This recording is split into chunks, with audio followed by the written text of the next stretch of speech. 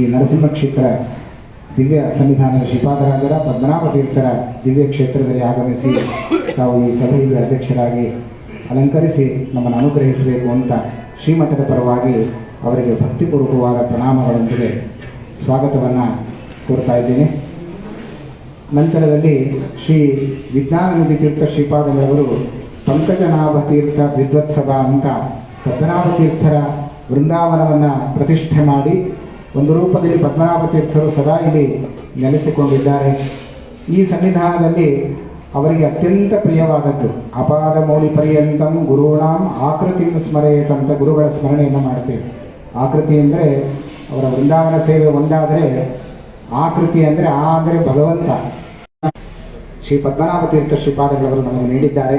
ಆಚಾರ್ಯರ ಗ್ರಂಥದ ಭಾವವನ್ನು ತೆಗೆದು ತೋರಿಸಿದ್ದಾರೆ ತಮ್ಮ ಗ್ರಂಥದಲ್ಲಿ. ಅಂತಹ ಪರಮ ಪೂಜ್ಯ ಶ್ರೀ ವಿಜ್ಞಾನನಿಧಿ ತೀರ್ಥ ಶ್ರೀಪಾದಗಳವರು ಹುಟ್ಟು ಹಾಕಿದ ಈ ಸಭೆ ಅದು ನಿರಂತರ ಪದ್ಮನಾಭ ತೀರ್ಥರ ಹಾಗೂ ಶ್ರೀಪಾದರಾಜರ ಆರಾಧನೆಯಲ್ಲಿ ನಡೆದುಕೊಂಡು ಬಂದಿದೆ. ಈ ಬಾರಿ ಪೂಜ್ಯ ಶ್ರಮಪಟ್ಟು 13 ವರ್ಷಗಳ ಕಾಲ ನ್ಯಾಯ ವೇದಾಂತ ಶಾಸ್ತ್ರಗಳ ಅಧ್ಯಯನವನ್ನು ನಡೆಸಿದ ಎಲ್ಲ ವಿದ್ವಾಂಸರು ತಾವು ಶ್ರಮಪಟ್ಟ ತತ್ವಜ್ಞಾನದ ಒಂದು ವಿಶೇಷವಾದ ಸೇವೆ ಏನಿದೆ ಅದನ್ನು ಅರ್ಪಣೆ ಮಾಡಲಿಕ್ಕೆ ಪರಮ ಪೂಜ್ಯ ಶ್ರೀಪಾದಗಳವರ ಸನ್ನಿಧಾನದಲ್ಲಿ ಎಲ್ಲ ಶ್ರೀಪಾದರು ಬಂದು ವಿದ್ವಾಂಸರು ಬಂದು ಈ ಕಾರ್ಯಕ್ರಮವನ್ನು ನಡೆಸಿಕೊಡಬೇಕು ಅಂತ ಅವರು ಸಂಕಲ್ಪ ಮಾಡಿದರು. ಅದರಂತೆ ಪೂಜ್ಯ ಶ್ರೀಪಾದಗಳವರು ಕೂಡ ವ್ಯಾಸರಾಜ ಮಠದ ಶ್ರೀ ಶ್ರೀಶತೀರ್ಥ ಶ್ರೀಪಾದಗಳು ಒಪ್ಪಿಕೊಂಡು ಹೇಳಿದ ಕೂಡಲೇ ಎಲ್ಲ ವಿದ್ವಾಂಸರು ಕೂಡ ಒಪ್ಪಿ ಬರ್ತೇವೆ ಅಂತ ಅವರೆಲ್ಲರೂ ಕೂಡ ಇವತ್ತು ಆಗಮಿಸಿದ್ದಾರೆ. ಎಲ್ಲ ವಿದ್ವಾಂಸರಿಗೂ ಶ್ರೀಮಠದ ಪರವಾಗಿ ಗೌರವಪೂರ್ವಕವಾದ ಸ್ವಾಗತವನ್ನು ಕೋರುತ್ತೇನೆ. ಪೂಜ್ಯ ಶ್ರೀದೇವಿ ತೀರ್ಥ ಶ್ರೀಪಾದಗಳಿಗೂ ಭಕ್ತಿಪೂರ್ವಕವಾದ ಪ್ರಣಾಮಗಳೊಂದಿಗೆ ಸ್ವಾಗತವನ್ನು ಕೋರ್ತಾ ಈಗ ವಿದ್ವತ್ಸದೆ ಆರಂಭ ಆಗ್ತದೆ. ಮೊಟ್ಟ ಮೊದಲಿಗೆ ಶ್ರೀಮಠದ ವಿದ್ವಾಂಸರಾದ ಚತುರ್ವೇದಿ ವೇದವ್ಯಾಸಾಚಾರ್ಯರು ಒಂದು 5-10 ನಿಮಿಷಗಳ ಕಾಲ ಅವರು ಉದ್ಘಾಟವನ್ನು ಮಾಡಲಿಕ್ಕಿದ್ದಾರೆ. ಸನ್ಯಾಯ ರತ್ನಾವಳಿಯಲ್ಲಿ ಓಂಕಾರದ ವಿಚಾರವಾಗಿ ಕೆಲವು ವಿಷಯಗಳನ್ನು ಅವರು ಮಾತನಾಡಬೇಕು ಅಂತ ಅವರಲ್ಲಿ ಕೇಳ್ಕೊಂಡು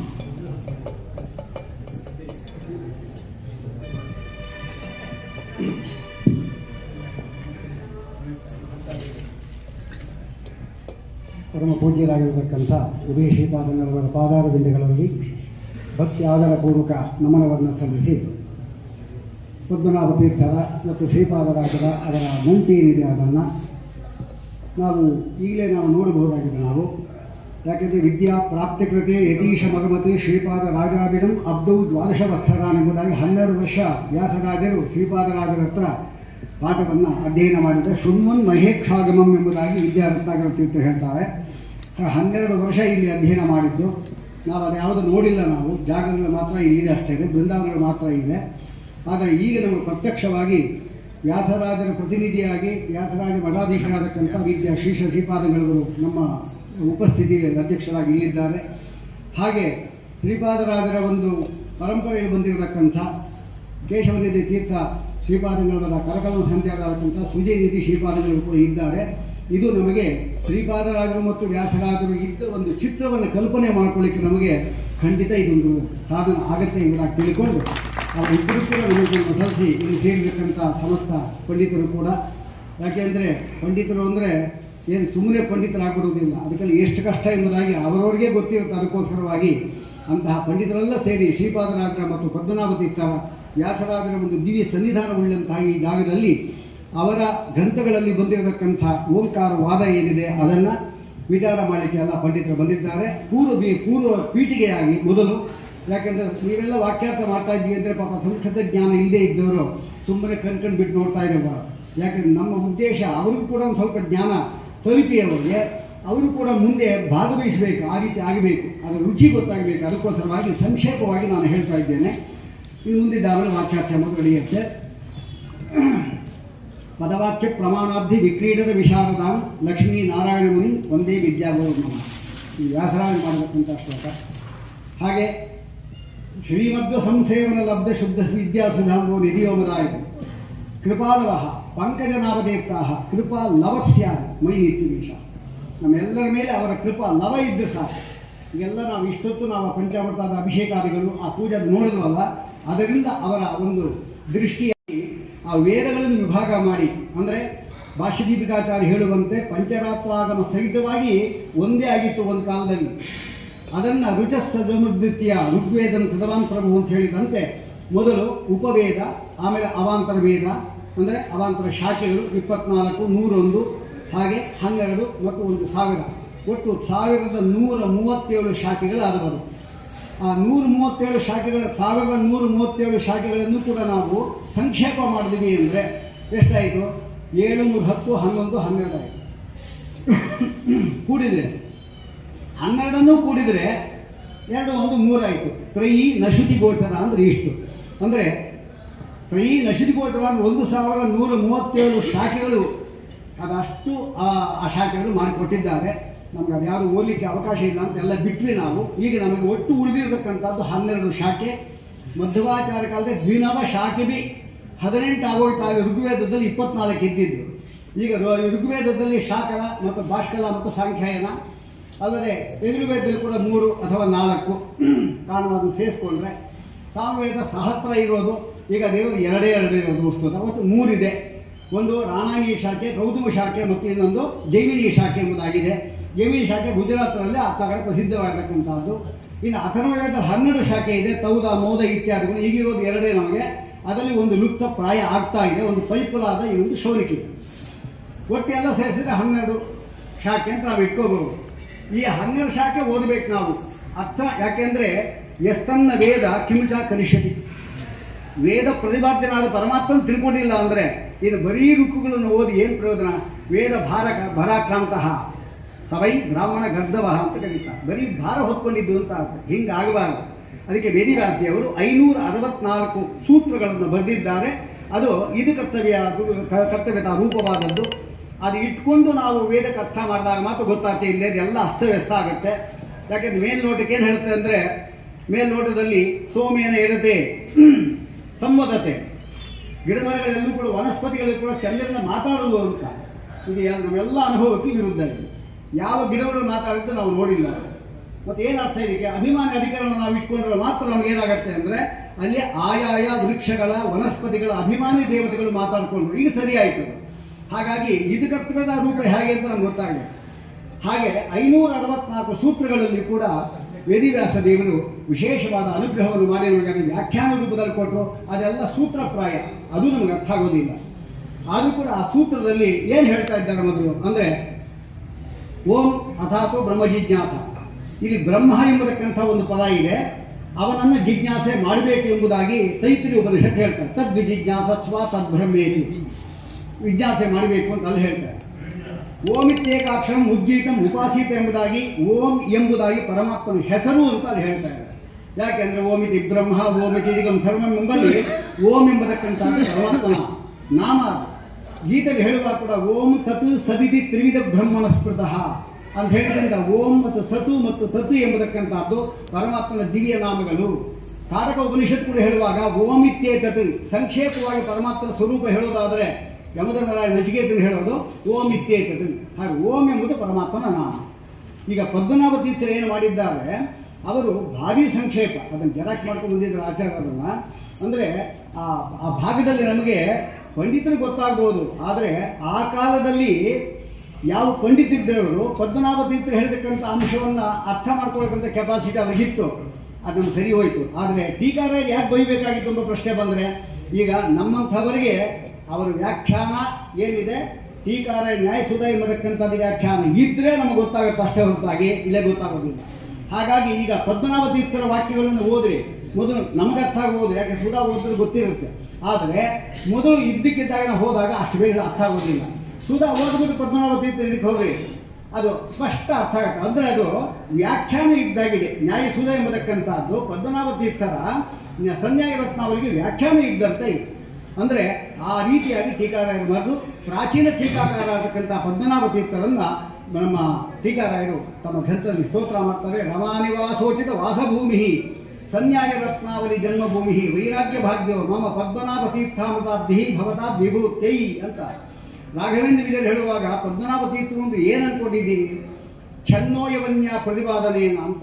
ಅವರು ಪಾಠ ಹೇಳುವಾಗ ವ್ಯಾಖ್ಯಾನ ಮಾಡುವಾಗ ಅವ್ರ ಮುಖ ನೋಡ್ಲಿಕ್ಕೆ ಆಗ್ತಾ ಇದ್ದಿಲ್ಲಂತೆ ಪದ್ಮನಾಭ ತೀರ್ಥ. ಯಾಕೆಂದ್ರೆ ಶೇಷದೇವರು ಅದಕ್ಕೋಸ್ಕರವಾಗಿ 1000 ಜನ 1000 ಪ್ರಶ್ನೆ ಕೇಳಿ ಅವ್ರ ಪ್ರಶ್ನೆ ಹೇಳುವಾಗ ಈ ರೀತಿ ಜವನಿಕ ಇರ್ತಾ ಇತ್ತು.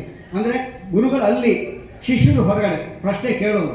ಆ ಜವನಿಕಾ ಇದರಲ್ಲಿ ಹೇಳಬೇಕು, ಯಾಕೆಂದರೆ ವ್ಯಾಖ್ಯಾನ ಮಾಡುವಾಗ ಅವ್ರ ರೂಪ ನೋಡಲಿಕ್ಕೆ ಆಗೋದಿಲ್ವಂತೆ, ಶೇಷ ಅದಕ್ಕೋಸ್ಕರವಾಗಿ 1000 ಹೆಡೆಯಿಂದ ಹಾಗೆ ಮಾಡ್ತಾ ಇದ್ದು. ಅಂತಹ ಪದ್ಮನಾಭ ತೀರ್ಥರು ಶೇಷದೇವರೇನಿದ್ದಾರೆ ಅವರ ಒಂದು ಆವೇಶ ಅಂತೋ ಅಥವಾ ಅಂಶ ಅಂತೋ ನಾವು ಯಾವುದು ಹೇಳ್ಬೋದು ನಾವು. ಹಾಗಾಗಿ ಅಂತಹ ಪದ್ಮನಾಭ ತೀರ್ಥರಿದ್ದಾರೆ. ಅವರು ಸಂಜ್ಞಾಯಿ ರತ್ನಾವಲಿ, ಸತ್ತರ್ಕ ದೀಪಾವಳಿ ಅಂತ ಬರೆದಿದ್ದಾರೆ. ವಾಯುಲೀಲಾ ವಿಸ್ತರಣ ಎಂಬತಕ್ಕಂಥ 1108 ಶ್ಲೋಕ ಇರತಕ್ಕಂಥ ಗ್ರಂಥ ಇದೆ ಎಂಬುದ ಪ್ರತೀತಿ ಇದೆ. ಅದ್ಯಾಕೋ ಇದ್ದಕ್ಕಿದ್ದಾಗಿ ಈಗ ಹೋಗಿದೆ. ಅಂತೂ ವಾಯುಲೀಲಾ ವಿಸ್ತರಣದ ಬಗ್ಗೆ ತುಂಬ ವಿಚಾರ ಅವರು ಹೇಳಿದ್ದಾರೆ ಅಂತ ಆಯಿತು. ಅಂತಹ ಪದ್ಮನಾಭ ತೀರ್ಥರ ಆರಾಧನೆ ಅವರು ಹೇಳಿರ್ತಕ್ಕಂಥ ಸಂಕ್ಷೇಪವಾಗಿ ಹೇಳಿದ್ದನ್ನು, ನ್ಯಾಯಸುಧಾದ ಹೇಳಿದ್ದನ್ನು ಸಂಕ್ಷೇಪವಾಗಿ 5 ನಿಮಿಷ ಹೇಳ್ತಾರೆ. ಓಂ ಓಂ ಅಥಾತೋ ಬ್ರಹ್ಮ ಜಿಜ್ಞಾಸ ಅಂತ ಬಂತು. ಈ ಓಂಕಾರವಾದವನ್ನು ಯಾಕೆ ಇಟ್ಕೊಂಡಿದ್ದಾರೆ ಇಲ್ಲಿ ಅಂತ ಹೇಳಿದ್ರೆ, ಓಂಕಾರವಾದವನ್ನು ಸಾಮಾನ್ಯವಾಗಿ ಒಂದು ಗ್ರಂಥ ಆರಂಭಣೆಯಾಗಬೇಕಾಗಿದ್ದರೆ ವಿಷಯ, ಪ್ರಯೋಜನ, ಅಧಿಕಾರಿ, ಸಂಬಂಧಗಳು ಇರಬೇಕು. ಇಲ್ಲಿ ವಿಷಯ ಯಾರು? ಜಡ ವಿಷಯನ, ಅನಾತ್ಮ ವಿಷಯ ಅಂದರೆ ಅನಾತ್ಮ ವಿಷಯ ವಿಚಾರ ಮಾಡಿ ಪ್ರಯೋಜನ ಇಲ್ಲೇ ಇಲ್ಲ. ಇನ್ಯಾವುದೋ ಜೀವ ಹೇಳಬೇಕಿಲ್ಲ, ಜೀವನಕ್ಕಿಂತ ಅತಿರಿಕ್ತನಾದಕ್ಕಂಥ ಪರಬ್ರಹ್ಮ ಇಲ್ಲೇ ಇರೋಲ್ಲ ಅಂತ ಪೂರ್ವಪಕ್ಷದಲ್ಲಿ. ಅದಕ್ಕಾಗಿ ಬ್ರಹ್ಮ ಜಿಜ್ಞಾಸ ಬೇಕಾಗಿಲ್ಲ. ಮತ್ತು ಜೀವ ಸ್ವಪ್ರಕಾಶ ಸಿದ್ಧನಾಗಿದ್ದಾನೆ ಅಹಂ ಎಂಬುದಾಗಿ. ಮತ್ತು ಜಿಜ್ಞಾಸ ಯಾವತ್ತು ಅಜ್ಞಾತೋ ಹಿ ವಿಷಯ, ನಮ್ಗೆ ಯಾವುದು ಗೊತ್ತಿಲ್ಲ ಅದನ್ನು ವಿಚಾರ ಮಾಡಬೇಕು. ಆದ್ದರಿಂದ ಗೊತ್ತಿಲ್ಲ ಇರತಕ್ಕಂಥದ್ದು ಯಾವುದು? ನಮ್ಮ ಜೀವ ನಮ್ಗೆ ಗೊತ್ತೇ ಇದೆ, ಆದ್ದರಿಂದ ವಿಚಾರ ಮಾಡಲಿಕ್ಕೆ ಬರೋದಿಲ್ಲ. ಆದ್ದರಿಂದ ಈ ಶಾಸ್ತ್ರ ಅನಾರಂಭಣೀಯ. ಇದು ಪ್ರಯೋಜನ ಏನು ಹೇಳ್ಬೋದು? ಅಭ್ಯುದಯ ನಮ್ಗೆ ಗೊತ್ತೇ ಇದೆ, ಬೇರೆಯಿಂದ ಬಂದೇ ಬರುತ್ತೆ. ಇನ್ನು ಮೋಕ್ಷ ಅಂತ ಹೇಳಬೇಕು. ಮೋಕ್ಷ ಯಾರು ಹೋಗಿದ್ದಾರೆ, ಯಾರು ಬಂದಿದ್ದಾರೆ? ಹೋದವರು ಯಾರು ಬರೋಂಗಿಲ್ಲ. ನಜ ಪುನರಾವರ್ತದೆ, ನಡುಪುನರಾವರ್ತದೆ ಹೇಳಲಿಕ್ಕೆ. ಆದ್ದರಿಂದ ಮೋಕ್ಷ ಅಂದರೆ ಅದು ನಮಗೆ ಒಬ್ಬೊಬ್ಬರು ಒಂದು ರೀತಿ ಮೋಕ್ಷ ಹೇಳ್ತಾರೆ. ಮತ್ತು ಮೋಕ್ಷವು ಕೂಡ ಫಲ ಅಂತ ಹೇಳಿಕ್ಕೆ ಬರಲ್ಲ, ಸಂಬಂಧ ಅಷ್ಟೇ. ಅಧಿಕಾರಿ ಯಾರು? ಯಾರಪ್ಪ ಅಧಿಕಾರಿ ಓದಲಿಕ್ಕೆ? ಯಾರು ಅಧಿಕಾರಿ ಕೂಡ ಇಲ್ಲ ಅಂತ ಅವರು ಪೂರ್ವಪಕ್ಷ ಮಾಡಿದಾಗ, ಅದಕ್ಕೆ ಜೀವನಕ್ಕಿಂತಲೂ ಕೂಡ ಜಡಕ್ಕಿಂತಲೂ ಕೂಡ ಅತ್ಯಂತ ಅತಿರಿಕ್ತನಾಗಿರ್ತಕ್ಕಂಥ ಒಬ್ಬ ಪರಮಾತ್ಮ ಎಂಬ ವಸ್ತು ಇದ್ದಾನೆ. ಅದ ಮೇಲೆ ಪ್ರಶ್ನೆ ಹಾಕ್ಕೊಂಡವರು. ಪರಮಾತ್ಮ ವಿಷಯ ಅಂತ ಹೇಳ್ತೀರಾ ನೀವು? ಈಶ್ವರ ಪ್ರಮಿತೋವ ನವ, ಪ್ರಮಾಣ ಪ್ರಮಿತನಾಗಿದ್ದಾನು ಇಲ್ಲೋ? ಪ್ರಮಾಣ ಪ್ರಮಿತ ಅಂತ ಹೇಳಿಬಿಟ್ರೆ ಮತ್ತು ಪ್ರಮಿತನಾದ್ಮೇಲೆ ಜಿಜ್ಞಾಸೆ ಮಾಡೋದೇನಿದೆ? ಇನ್ನು ಅಪ್ರಮಿತ ಅಂದರೆ ನಹಿ ಬುದ್ಧವು ಆರೂಢಮುಪಿ ನಶಕ್ಯತೆ. ಒಂದು ಯಾವುದೊಂದು ವಸ್ತು ನೋಡೇ ಇಲ್ಲ ಅಂದರೂ ಎಷ್ಟೇ ಯಾವ ಶಬ್ದಗಳಿಂದ ನೀವು ಹೇಳಿದ್ರು ಕೂಡ ಅರ್ಥ ಆಗೋದಿಲ್ಲ. ಆದ್ದರಿಂದ ಪರಮಾತ್ಮ ಕೂಡ ಇಲ್ಲ. ಇನ್ನು ಪರಮಾತ್ಮ ತಿಳಿಸೋದಾದರೆ ಯಾವುದು? ವೇದ ಅಂತ ಹೇಳಬೇಕು. ಅದು ಕಾವ್ಯತಾಚ ನಕಾಚಿತ್ ಅಂತ ಹೇಳಿದಂತೆ ಕಾರ್ಯರೂಪವಾಗಿರುವುದರಿಂದ ಸಿದ್ಧರೂಪನಾದ ಪರಮಾತ್ಮನನ್ನದು ಅದು ತಿಳಿಸಲ್ಲ. ಆದ್ದರಿಂದ ವೇದ ಇದು ಈ ಶಾಸ್ತ್ರ ಎಂಬುದಕ್ಕೆ ಅನಾರಂಭಣೀಯ ಅಂತ ಪೂರ್ವಪಕ್ಷ ಮಾಡಿಕೊಂಡ್ರೆ, ಅದಕ್ಕೆ ವೇದಿವ್ಯಾಸ ದೇವರು ಇದನ್ನು ಪರಿಹಾರ ಮಾಡಲಿಕ್ಕೆ ಓಂ ಮತ್ತು ಬ್ರಹ್ಮ ಜಿಜ್ಞಾಸ ಎಂಬುದಾಗಿ ಹೇಳಿದ್ದಾರೆ. ಅಂದರೆ ಓಂಕಾರಂ ಉದ್ಗೀತಂ ಉಪಾಸೀತ, ಓಂ ಎಂಬತಕ್ಕಂಥ ಪರಮಾತ್ಮನನ್ನ ಉದ್ಗೀತ ನಾಮಕ, ಅಂದರೆ ಉತ್ಕೃಷ್ಟರಾದ ಬ್ರಹ್ಮಾದಿ ದೇವತೆಗಳಿಂದ ಗೀತನಾದವನು, ಅದಕ್ಕಾಗಿ ಉದ್ಗೀತ ಅಂತ ಪರಮಾತ್ಮನಿಗೆ ಹೇಳ್ತಾರೆ. ಅವನನ್ನು ಉಪಾಸನೆ ಮಾಡಬೇಕು. ಯಾರು? ಅಕ್ಷರನಾಮಕ ಪರಮಾತ್ಮ. ಹಾಗೆ ಓಂ ಎಂಬತಕ್ಕಂಥದ್ದು ಪರಮಾತ್ಮನ ಹೇಳಿದೆ ಅಂತ. ತದ್ವಿಜಿಜ್ಞಾಸ ತದ್ಬ್ರಹ್ಮೇತಿ ಎಂಬಲ್ಲಿ ಅವನನ್ನು ವಿಚಾರ ಮಾಡಬೇಕು, ಗಮನ ಹೇಳ್ತಾರೆ. ನಾರಾಯಣ ಮಹಾಜ್ಞೇಯ ಎಂಬಲ್ಲಿ ನಾರಾಯಣ ತಿಳಿಯಲೇಬೇಕು ಅಂತ ನಾರಾಯಣ ಪದ ಹೇಳ್ತಾ ಇದೆ. ಇದೆಲ್ಲ ಉಪಲಕ್ಷಣ. ಆದ್ದರಿಂದ ಆತ್ಮ ಇತ್ಯಾದಿ ಶಬ್ದಗಳನ್ನು ಕೂಡ, ಯಾಕೆಂದರೆ ಆತ್ಮೈತಿ ಲೋಕನ ಉಪಾಸೀತ ಎಂಬುದು ಕೂಡ ಇದ್ದೇ ಇದೆ. ಇದೆಲ್ಲ ಕಾರಣಗಳಿಂದ ಜಿಜ್ಞಾಸೆ ಯಾರಲ್ಲಿ ಓಂ ಮತ್ತು ಬ್ರಹ್ಮ ಎಂಬತಕ್ಕಂಥ ಶಬ್ದಗಳ ಅರ್ಥವನ್ನು, ಅದು ಎರಡು ಕೂಡ ಯೌಗಿಕ ಶಬ್ದಗಳು, ಅಂದರೆ ರೂಢಿ ಶಬ್ದಗಳಲ್ಲ, ಅದು ಯೌಗಿಕ ಶಬ್ದ. ಶ್ರೋತ್ರಿಯ ಛಂದೋ ಅಧೀತೆ ಅಂತ ಹೇಳುವಾಗ ಛಂದ ಅಧ್ಯಯನ ಮಾಡತಕ್ಕಂಥವನಿಗೆ ಯಾವ ರೀತಿ ಶ್ರೋತ್ರಿಯ ಅಂತ ನಾವು ಕರಿತೀವಿ, ಯೋಗಿ ಶಬ್ದ ಕರಿತೀವಿ, ಹಾಗೆ ಓಂ ಎಂಬತಕ್ಕಂಥದ್ದು ಮತ್ತು ಬ್ರಹ್ಮ ಎಂಬತಕ್ಕಂಥದ್ದು ಯೋಗವನ್ನು ಅಂದರೆ ಪದಗಳನ್ನು ಬಿಡಿಸಿದಾಗ ನಮಗೆ ಏನು ಅರ್ಥ ಬರುತ್ತೆ ಅಂದರೆ ಗುಣಪರಿಪೂರ್ಣ ಅಂತ ಬರುತ್ತೆ. ಹಾಗಾದರೆ ಓಂ ಗುಣಪರಿಪೂರ್ಣ ಅಂತ ಹೇಳಿದ್ರೆ ಏನು ಹೇಳಿದಾಗಾಯಿತು? ಘಟೋ ಘಟ ಅಂತ ಹೇಳಿ ಶಬ್ದಬೋಧ ಬರೋದಿಲ್ವೋ ಹಾಗೆ ಗುಣಪರಿಪೂರ್ಣ ಅಂತ ನಮ್ಗೆ ಶಬ್ದಬೋಧ ಬರೋಲ್ಲ. ಅದಕ್ಕೆ ಅರ್ಥ ಏನು ಮಾಡಬೇಕು ಅಂದರೆ ಇಲ್ಲಿ ಅದಕ್ಕೆ ಅನ್ವಯ ಮಾಡಬೇಕು. ಓಂ ಎಂಬತಕ್ಕಂಥದ್ದು ಸೂತ್ರ ಮೊದಲು ಇಲ್ಲೇ ಇಲ್ಲ ಅಂತ ಸೂತ್ರ, ನನ್ನ ಆದೋ ಸೂತ್ರೇ ಓಂಕಾರ್ಯವ ನಾಸ್ತಿ ಅಂತ. ಯಾಕೆ ಶಂಕರಾಚಾರ್ಯ ಹೇಳಿಲ್ಲ, ರಾಮಾನುಜಾಚಾರ್ಯ ಹೇಳಿಲ್ಲ, ಮೊದಲು ಬಂದವರು ಅವರು ಹೇಳಬೇಕಾಗಿತ್ತು. ಅವ್ರು ಹೇಳಿಲ್ಲದ್ದು ಮಧ್ವಾಚಾರ್ಯ ಹೇಳಿದ್ದಾರೆ ಅಂದರೆ ಏನೋ ವೈಶಿಷ್ಟ್ಯ ಇದೆ ಅಂತ ಅರ್ಥ ಆಯಿತು. ಏನು ವೈಶಿಷ್ಟ್ಯ ಅಂದರೆ ವಿಷಯಾದಿಗಳನ್ನು ನಿರೂಪಣೆ ಮಾಡತಕ್ಕಂಥ ಬೇರೆ ಶಬ್ದ ಯಾವುದೂ ಇಲ್ಲ. ಇನ್ನು ಓಂ ಅಂತ ಹೇಳಲೇಬೇಕು. ಟೀಕಾರ ಏನು ಹೇಳ್ತಾರೆ ಅಂದರೆ ಪ್ರತಿಯೊಂದು ಸೂತ್ರಗಳಿಗೂ ಕೂಡ ಬ್ರಹ್ಮವಿದ್ಯೆ ಆದ್ದರಿಂದ ಬ್ರಹ್ಮವಿದ್ಯೆಯಲ್ಲಿ ಆದಿ ಮತ್ತು ಅಂತ್ಯದಲ್ಲಿ ಓಂಕಾರ ಹೇಳಿಲ್ಲ ಅಂದರೆ ಶ್ರವಣ ಮತ್ತು ವಿಶರಣ ರೂಪವಾದಕ್ಕಂಥ ನಿಂದ ಒಂದು ಅರ್ಥವಾದ ಕಂಡು ಬಂದಿದ್ದರಿಂದ ನಾವಿಲ್ಲಿ ಓಂಕಾರಸ್ಯ ಆದ್ಯಂತೆಯೋ ಓಂಕಾರಸ್ಯ ಊಹ ಕರ್ತವ್ಯ ಅಂದರು. ಊಹ ಅಂದರೆ ಏನು? ಅಲ್ಲಿ ಮಂತ್ರೋಹ ಅಂತಿದೆ, ಸಂಸ್ಕಾರ ಊಹ ಅಂತಿದೆ. ಇದೆಲ್ಲ ಟುಕ್ಟೀಕ ಎಂಬತಕ್ಕಂಥ ಗ್ರಂಥಗಳಲ್ಲಿ ಬಂದಿರತಕ್ಕಂಥದ್ದು. ಅದ್ಯಾವುದು ಊಹ ಅಲ್ಲ. ಇಲ್ಲಿ ಊಹ ಅಂದರೆ ಅದ್ಯಾಹಾರ ಸ್ತರ್ಕ ಊಹ ಅಂತ ಹೇಳಿದಂತೆ ಅದ್ಯಾಹಾರ ಮಾಡ್ಕೊ ಅಮರಕೋಶ ಹೇಳಿದಂತೆ ಊಹೆ ಅದ್ಯಾಹಾರ ಮಾಡ್ಕೊಳ್ಳೋದು. ಅದ್ಯಾಹಾರ ಮಾಡ್ಕೋಬೇಕಾದ್ರೂ ಕೂಡ ಒಂದು ಸ್ಥಾನಿ ಎಂಬತಕ್ಕಂಥದ್ದು ಇರಲೇಬೇಕು. ಈಗ ಸೂರ್ಯಾಯ ಚೆರು ನಿರೂಪೇತ ಎಂಬಲ್ಲಿ ಸೂರ್ಯ ಪದ ನಾವು ಹಾಕಬೇಕಾಗಿದ್ರೆ ಅಗ್ನಿ ಎಂಬತಕ್ಕಂಥ ಒಂದು ಸ್ಥಾನಿ ಇರಬೇಕು. ಇಲ್ಲಿ ಸ್ಥಾನಿ ಎಂಬುದಿಲ್ಲ. ಅದೊಂದು ಆಕಾಂಕ್ಷೆ ಇದ್ರೆ ಮಾತ್ರ ನಾವು ಅದ್ಯಾಹಾರ ಮಾಡ್ಕೋಬೇಕಾಗಿದೆ. ಇಲ್ಲಿ ಆಕಾಂಕ್ಷೆನೂ ಇಲ್ವಲ್ಲ. ಯಾಕೆಂದರೆ ಯಜ್ಞಪರಿಹಿ ಆಶಿಷ ವಾಕ್ಯ ಪೂರ್ತಿ ಆಗಲಿಲ್ಲ, ಆಕಾಂಕ್ಷೆ ಬಂತು. ಈಗ ಸಂಗಚ್ಚತು ಅಂದರೆ ಯಜ್ಞಪದಿಯ ಪೂರ್ತಿ ಇದಕ್ಕೆ ಅರ್ಥ ಏನಂದ್ರೆ, ವೇದವಾದಕ್ಕೆ ಅರ್ಥ ಏನಂದರೆ ಇದನ್ನು ಬಲಿಪಶುವನ್ನು ಹೇಳ್ತಾ ಇರೋದು, ಕ್ಷಾಗ ಮೇಕೆಯನ್ನು ಕುರಿದು ಹೇಳ್ತಾ ಇರೋದು, ನೀನು ನಿನ್ನ ಅವಯವಗಳೆಲ್ಲವೂ ಕೂಡ ಪೂರ್ಣವಾಗಿ ಅಗ್ನಿಗೆ ಆಹುತಿಯಾಗಲಿ, ನಿನ್ನ ಪ್ರಾಣ ಎಂಬತಕ್ಕಂಥದ್ದು ವಾಯುವಿನಲ್ಲಿ ಲೀನ ಆಗೋಗ್ಲಿ. ಈ ರೀತಿ ನಿನ್ನನ್ನು ಬಲಿ ಕೊಟ್ಟು ಹೋಮ ಮಾಡಿದ್ದರಿಂದ ಯಜಮಾನ ಅವನ ಇಷ್ಟಾರ್ಥವನ್ನು ಅಷ್ಟೇ ಹೇಳಿ, ಇನ್ನೇನು ಪದ ಹೇಳಿಲ್ಲ. ಇಲ್ಲಿ ಆಕಾಂಕ್ಷೆ ಬಂತು, ಏನನ್ನು ಇಷ್ಟಾರ್ಥವನ್ನು ಏನು ಮಾಡಬೇಕು ಪಡ್ಕೊಳ್ಳಿ ಅಂತ ಸಂಗಚ್ಚತ ಅಂತ ಪದವನ್ನು ಹೇಳಿದಾಗ ಆಯಿತು. ಹೀಗೆ ಹೇಳಿದ್ರಿಂದ ನಮಗೆ ಅಲ್ಲಿ ಹಾಗೆ ಅನ್ವಯ ಮಾಡ್ಕೊತೀವಿ. ಹಾಗೆ ಯಾವುದೇ ಒಂದು ಅದ್ಯಾಹಾರ ಮಾಡ್ಕೊಂಡಿವಿ ಅಂತ ಹೇಳಿದ್ರೆ ಅದು ಆ ಪದದಲ್ಲಿ ಅಂದರೆ ಅನ್ವಯ ಪ್ರತಿಯೋಗಿ ಸಮರ್ಪಕತ್ವ ಎಂಬತಕ್ಕಂಥ ಒಂದು ಧರ್ಮ ಇದೆ. ಈ ಮೊದಲನೇ ಸೂತ್ರದಲ್ಲಿ ಓಂಕಾರ ನೀವು ಹೇಳಿದಿರಿ ಅಂದರೆ ಓಂ ಅಂದರೆ ಗುಣಪರಿಪೂರ್ಣನಾದ ಬ್ರಹ್ಮನ ಜಿಜ್ಞಾಸ ಮಾಡಬೇಕು ಅಂತ ಅರ್ಥ ಬಂತು. ಆದರೆ ಓಂ ಎಂಬತಕ್ಕಂಥದ್ದು ಬ್ರಹ್ಮನಿಗೆ ಹೇಗೆ ಅನ್ವಯ ಮಾಡ್ತೀರಿ? ಯಾಕೆಂದರೆ ಬ್ರಹ್ಮ ಜಿಜ್ಞಾಸ ಸಮಸ್ತ ಪದ, ಸಮಸ್ತ ಪದದಲ್ಲಿ ಏಕದೇಶ ಏನಿದೆ, ಅದಕ್ಕೆ ಓಂಕಾರ ಅನ್ವಯ ಮಾಡೋದು ಹೇಗೆ ನೀವು ಅಂತ ಒಂದು ಪ್ರಶ್ನೆ ಉಳಿತು. ಅದಕ್ಕೆಲ್ಲ ಚಂದ್ರಿಕಾದೆಲ್ಲ ಸ್ಪಷ್ಟವಾಗಿ ಅದು ಎರಡು ಹೇಳಬಾರ್ದು ಅಂತ ಏನಿಲ್ಲ ಅದನ್ನು ಅಂತ ಅದನ್ನು ವಿಚಾರ ಮಾಡ್ತಾರೆ. ಅಂತ ಓಂಕಾರ ಏನಿದೆ ಅದು ಮುಖ್ಯವಾಗಿ ನಮಗೆ ಅಕಾರ ಉಕಾರ ಮಕಾರಾತ್ಮಕವಾದಕ್ಕಂಥದ್ದು. ಅದು ಮಂಗಳವೂ ಹೌದು, ಅಲ್ಲದೆ ಮೊಟ್ಟ ಮೊದಲು ಪರಮಾತ್ಮನ ಬಾಯಿಂದ ಬಂದಿದ್ದು. ಹೀಗಾಗಿ ಈ ಓಂಕಾರ ಇದರ ಪ್ರಶ್ನೆಯನ್ನು ಕೇಳಿದ್ರು, ವಿಷಯ ಇಲ್ಲ ಅಂತ ಹೇಳಿದ್ರು. ಈಗ ವಿಷಯ ಬ್ರಹ್ಮ ಇದ್ದಾನೆ, ಅವನು ಪ್ರಮಿತ ಹೌದು ಅಲ್ವೋ? ಪ್ರಮಿತ ಅಂತ ಹೇಗೆ ಗೊತ್ತಾಯ್ತು ನಿಮಗೆ ಅಂದರೆ ವೇದದಿಂದ ಪ್ರಮಿತ. ವೇದವ ಹೇಗೆ ಹೇಳೋದು ಅವನನ್ನು ಅಂತ ಪ್ರಶ್ನೆ ಬಂದರೆ ಓಂಕಾರದ ವ್ಯಾಖ್ಯಾನವಾಗಿದೆ. ಅದಕ್ಕೋಸ್ಕರವಾಗಿ ಅದೆಲ್ಲ ಸೈಯವ ವರ್ಗಶಬ್ದಾರ್ಥ ಯಾರಿದ್ದಾಂಶ ಭೂಮಂತಹ ಅಂತ ಹೇಳುವಾಗ ಅಕಾರ ಉಕಾರ ಮಕಾರಾತ್ಮಕವಾಗತಕ್ಕಂಥ ಈ ಮೂರು ಅಕ್ಷರಗಳು ಭೂಹು ಭುವಃ ಸ್ವಹ ಎಂಬತಕ್ಕಂಥ ಮೂರು ಅಕ್ಷರಗಳೇನಿದೆ ಅದು ಇದಕ್ಕೆ ಇದು ವ್ಯಾಖ್ಯಾಯ, ಅದು ವ್ಯಾಖ್ಯಾನ. ಯಾಕೆ ಅಕಾರ ಉಕಾರ ಮಕಾರ ಹೇಳೋದೇನು? ಆ ಅಂದರೆ ಗುಣಪರಿಪೂರ್ಣ, ಹೂ ಒಂದು ಉತ್ಪತ್ತಿ ಮಾಡುವವನು, ಮ ಅಂದರೆ ಮೋಕ್ಷ ರೂಪಿ.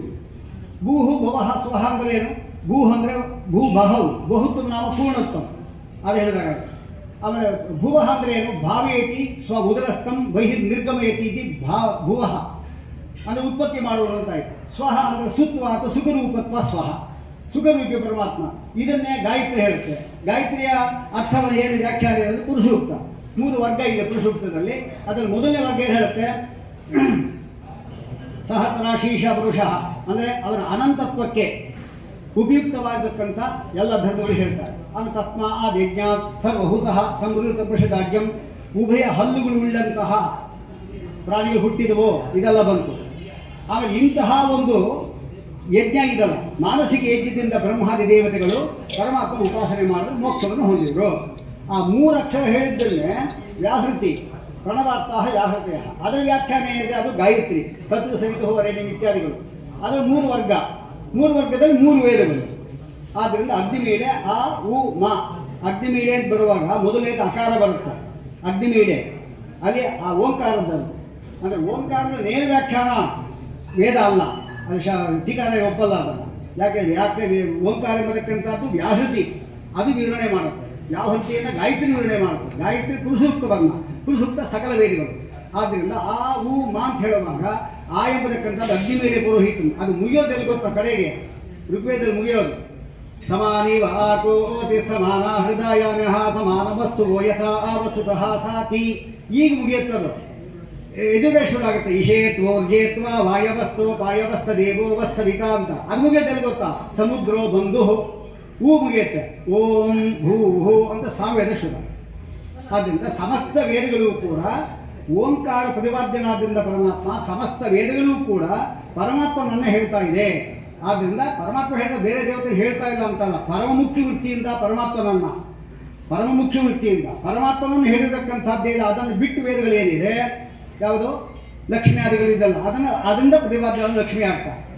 ಅದು ಲಕ್ಷ್ಮೀ ಮತ್ತು ನಾರಾಯಣ ಪ್ರತಿಪಾದ್ಯ ಓದಿ ಯಾರನ್ನು ಬಿಟ್ಟರು ಇನ್ಯಾರೋ ವಾಯುದೇವರಾಗ್ತಾರೆ. ಹೀಗೆ ಪ್ರತಿಯೊಬ್ಬರು ಬರ್ತಾರೆ. ಆದ್ದರಿಂದ ಋಗ್ಭಾಷ್ಯದಲ್ಲಿ ಹೇಳುವಂತೆ ಶಕ್ರಾದ್ಯಾಹ ದೇವತಾವತಾಹ ಪೂರ್ವ ಪ್ರಸಿದ್ಧ ವರ್ಜ್ಯ, ಪೂರ್ವ ಪ್ರಸಿದ್ಧರು ಬಿಟ್ಬಿಟ್ಟು ಶಕ್ರಾದ್ಯಾಹ ದೇವತಾವತಾಹ ಅಂತ ಹೇಳಿದಂತೆ ಹೀಗೆ ಈ ಒಂದು ಓಂಕಾರವನ್ನು ಹೇಳಿದ್ದರಿಂದ ಓಂಕಾರ ಎಂಬತಕ್ಕಂಥದ್ದೇನಿದೆ ಅದರ ವ್ಯಾಖ್ಯಾನವಾದ ಸಮಸ್ತ ವೇದಗಳು ಕೂಡ ಪರಮಾತ್ಮನ ಹೇಳ್ತಾ ಇದ್ದಾರೆ. ಓಂಕಾರ ವಾಚ್ಯನಾದ್ದರಿಂದ ಪರಮಾತ್ಮ ಅಂತ ಹೇಳಿದಾಗ ಇದು ವಿಷಯ ಏನಪ್ಪ ಅಂತ ಬ್ರಹ್ಮನ ವಿಷಯ ಹೇಳಿದಾಯಿತು. ಇದು ಅನ್ವಯ ಅಂದರೆ ಓಂಕಾರವನ್ನು ಅಧ್ಯಾಹಾರ ಮಾಡಿಕೊಂಡ್ರೆ ಇಲ್ಲಿ ಅನ್ವಯದಲ್ಲಿ ಸೇರಿಸ್ಬೇಕಲ್ಲ ಅಂತ ಪ್ರಶ್ನೆ ಬಂದರೆ, ಆದರೆ ಸೇರಿಸ್ಬಿಟ್ರೆ ಏನಾಗುತ್ತೆ ಈಗ ಅಂದರೆ ಆ ಸೂತ್ರಕ್ಕೆ ಮಾತ್ರ ಅನ್ವಯ ಮಾಡ್ಕೋಬೇಕು ಅಂತ ಅರ್ಥ ಬಂದೀತು. ಅದಕ್ಕೋಸ್ಕರ ಅದನ್ನು ಅಸಂಹಿತತೆಯ ಮಾಡಿದ್ದಾರೆ. ಇದನ್ನು ಪ್ರತಿಸೂತ್ರದಲ್ಲಿ ಅನ್ವಯ ಮಾಡ್ಬೋದು ಈಗ ಹಾಗೆ.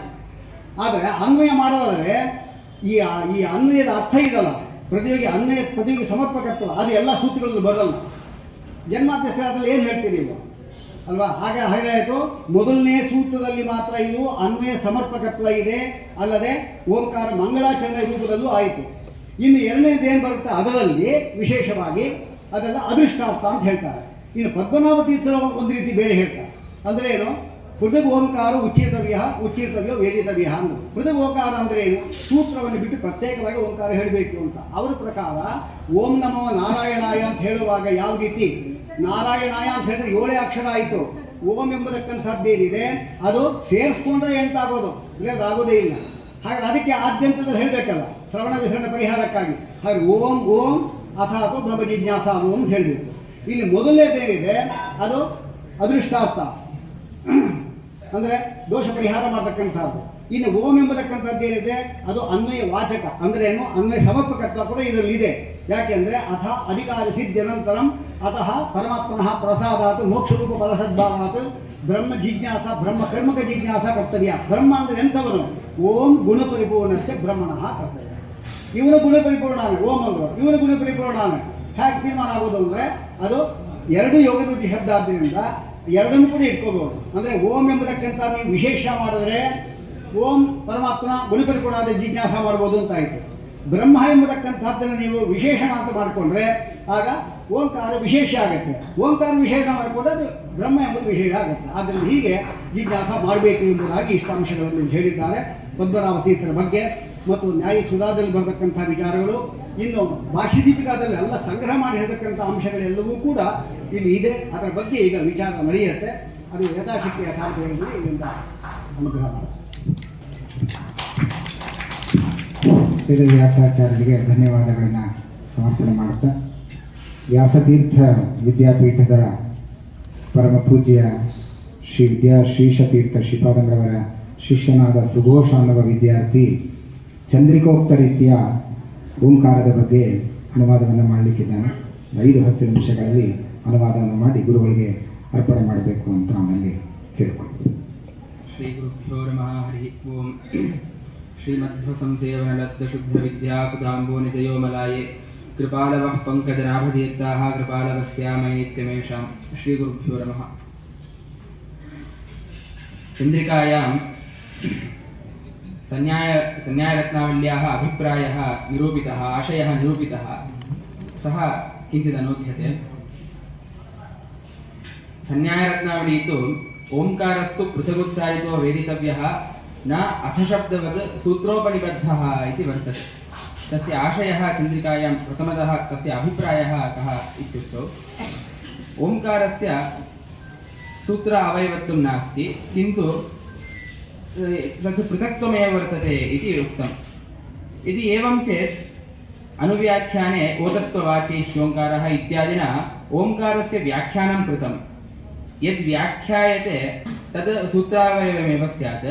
इदानीम् ओङ्कारस्य व्याख्यानं कृतं, किन्तु पृथगुच्चारितो वेदितव्यः इत्यनेन अनवयवत्वम् उच्यते. एवं च असूत्रस्य नाम सूत्रे अविद्यमानस्य भाष्ये व्याख्यातत्वात् भाष्यस्य अभाष्यत्वं स्यात् इत्याशङ्कायां तत्रोच्यते यद्यद् व्याख्यायते तत् सर्वमपि सूत्रार्थे एव स्यात् इति नियमः नास्ति. यदि एवं चेत् भर्गादिशब्दानामपि अग्रे व्याख्यानं क्रियते इति कृत्वा तस्यापि सूत्रावयवत्वं स्यात्. अतः ओङ्कारस्य सूत्रावयवत्वं नास्ति इति. एवं चेत् कुतः आचार्यैः व्याख्यानं कृतम् इत्युक्तौ तत्र शास्त्रस्य विषयत्वसम्पादनार्थं, नाम ओङ्कारः सर्ववेदव्याख्येयः इति प्रसिद्धः, श्रुतिप्रसिद्धः एव। तादृश ओङ्कारवाच्यः भवति, नाम गुणपरिपूर्णत्वं, गुणौतत्वं तावत् वाच्यं भवति। तादृशगुणौतत्ववाचकं भवति नारायणशब्दः। तादृशनारायणशब्दार्थः यः वर्तते स च सर्ववेदार्थः। एवं च सर्ववेदार्थविषयत्वं, नाम सर्ववेदार्थत्वं, सर्वशास्त्रविषयत्वं तादृशनारायणस्य वर्तते इति सूचनार्थं सूत्रादौ ओङ्कारस्य उच्चारणं, तस्यैव व्याख्यानम् आचार्यैः ओतत्ववाची इत्यादिना कृतम् इति संन्यायरत्नावल्याः अभिप्रायः इति चन्द्रिकायां प्रथमतः वर्ण्यते। तदनन्तरं यद्वा इत्यनेन तस्य अभिप्रायान्तरं तावत् चन्द्रिकाचार्यैः निरूप्यते। नाम तत्र द्वितीय अस्य पक्षस्य अयमभिप्रायः, अत्र सूत्रे तावत् ओङ्कारत्रयस्य श्रवणं भवति। यथा ओम नमो नारायणाय ओम इति अष्टाक्षरमन्त्रे तत्र आद्ये एवं अन्ते च श्रूयमाणस्य ओङ्कारस्य श्रवणविशरणाभावसम्पादकत्वम् अदृष्टं प्रयोजनम्। एवं द्वितीय ओङ्कारस्य तावत् नाम मन्त्रकार्यकारित्वं, नाम मन्त्रेण सह अन्वयप्रत्ययोगिसमर्पकत्वं यथा वर्तते तद्वत् अत्रापि श्रवत्यनों कृतं ब्रह्म परस्तात् विधीयते इत्यादिना एतादृश श्रुतिप्राप्तस्य ओङ्कारस्य सूत्र अनवयवत्वमेव, किन्तु ओङ्कारश्चातशब्दश्च तस्मात् प्राथमिको क्रमात् इत्येवं भाष्योदाहृतस्मृत्या यः ओङ्कारः प्राप्तः भवति तादृश ओङ्कारस्य तावत् अन्वयप्रतियोगिसमर्पकत्वं वर्तते एव इति कृत्वा तत्र ओङ्कारद्वयं, नाम तस्य अभिप्रायः तत्र स्मृतिप्रापितः ओङ्कारः एवं श्रुतिप्रापितः ओङ्कारः इति द्विविधः। तत्र संन्यायरत्नावल्यां या श्रूयते, नाम ओङ्कारस्तु पृथगुच्चारितो वेदितव्यः इति, स च श्रुतिप्रापित ओङ्कारविषयः भवति। एवं सुधायां यद् व्याख्यातं सूत्रावयवेन तच्च भाष्योदाहृत स्मृतिप्रापित ओङ्कारविषयः भवति इति एवं तस्य व्याख्यानं कर्तुं शक्यते इति द्वितीयः पक्षः। अन्यः पक्षस्तु तत्र ओङ्कारस्तु पृथगुच्चारितो वेदितव्यः इति संन्यायरत्नावली वाक्यमद् वर्तते। तत्र पृथक्त्वं नाम मन्त्रे ऊह्यमानत्वम् इत्येव अर्थः, न तु सूत्र अनवयवत्वम् इत्यर्थः। यदि अनवयवत्वम् इति उच्यते चेत् तर्हि तत्र अन्वयप्रत्ययोगिसमर्पकत्वं तत्र नोक्तम् इत्यादिकं तत्र आशङ्कितुं शक्येत, किन्तु सुधा विरोधः स्यात्। किन्तु अत्र विद्यमानं पृथक्त्वं नाम अनवयवत्वम् इत्येवं चन्द्रिकायां संन्यायरत्नावली ग्रन्थस्य अभिप्रायः एवं निरूपितः।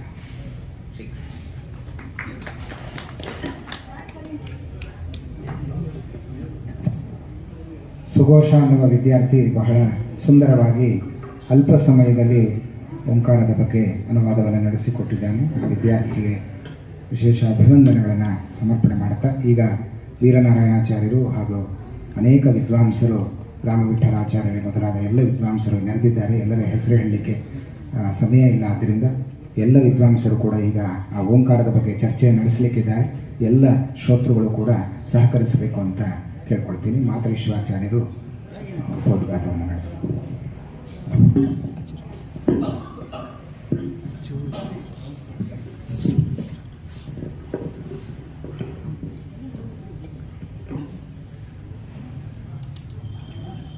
श्रीगुरुभ्यो नमः। हरिः ओम्। उभयेषामपि श्रीपादानाम् अनुज्ञां स्वीकृत्य अत्र यथामति ओङ्कारार्थवादे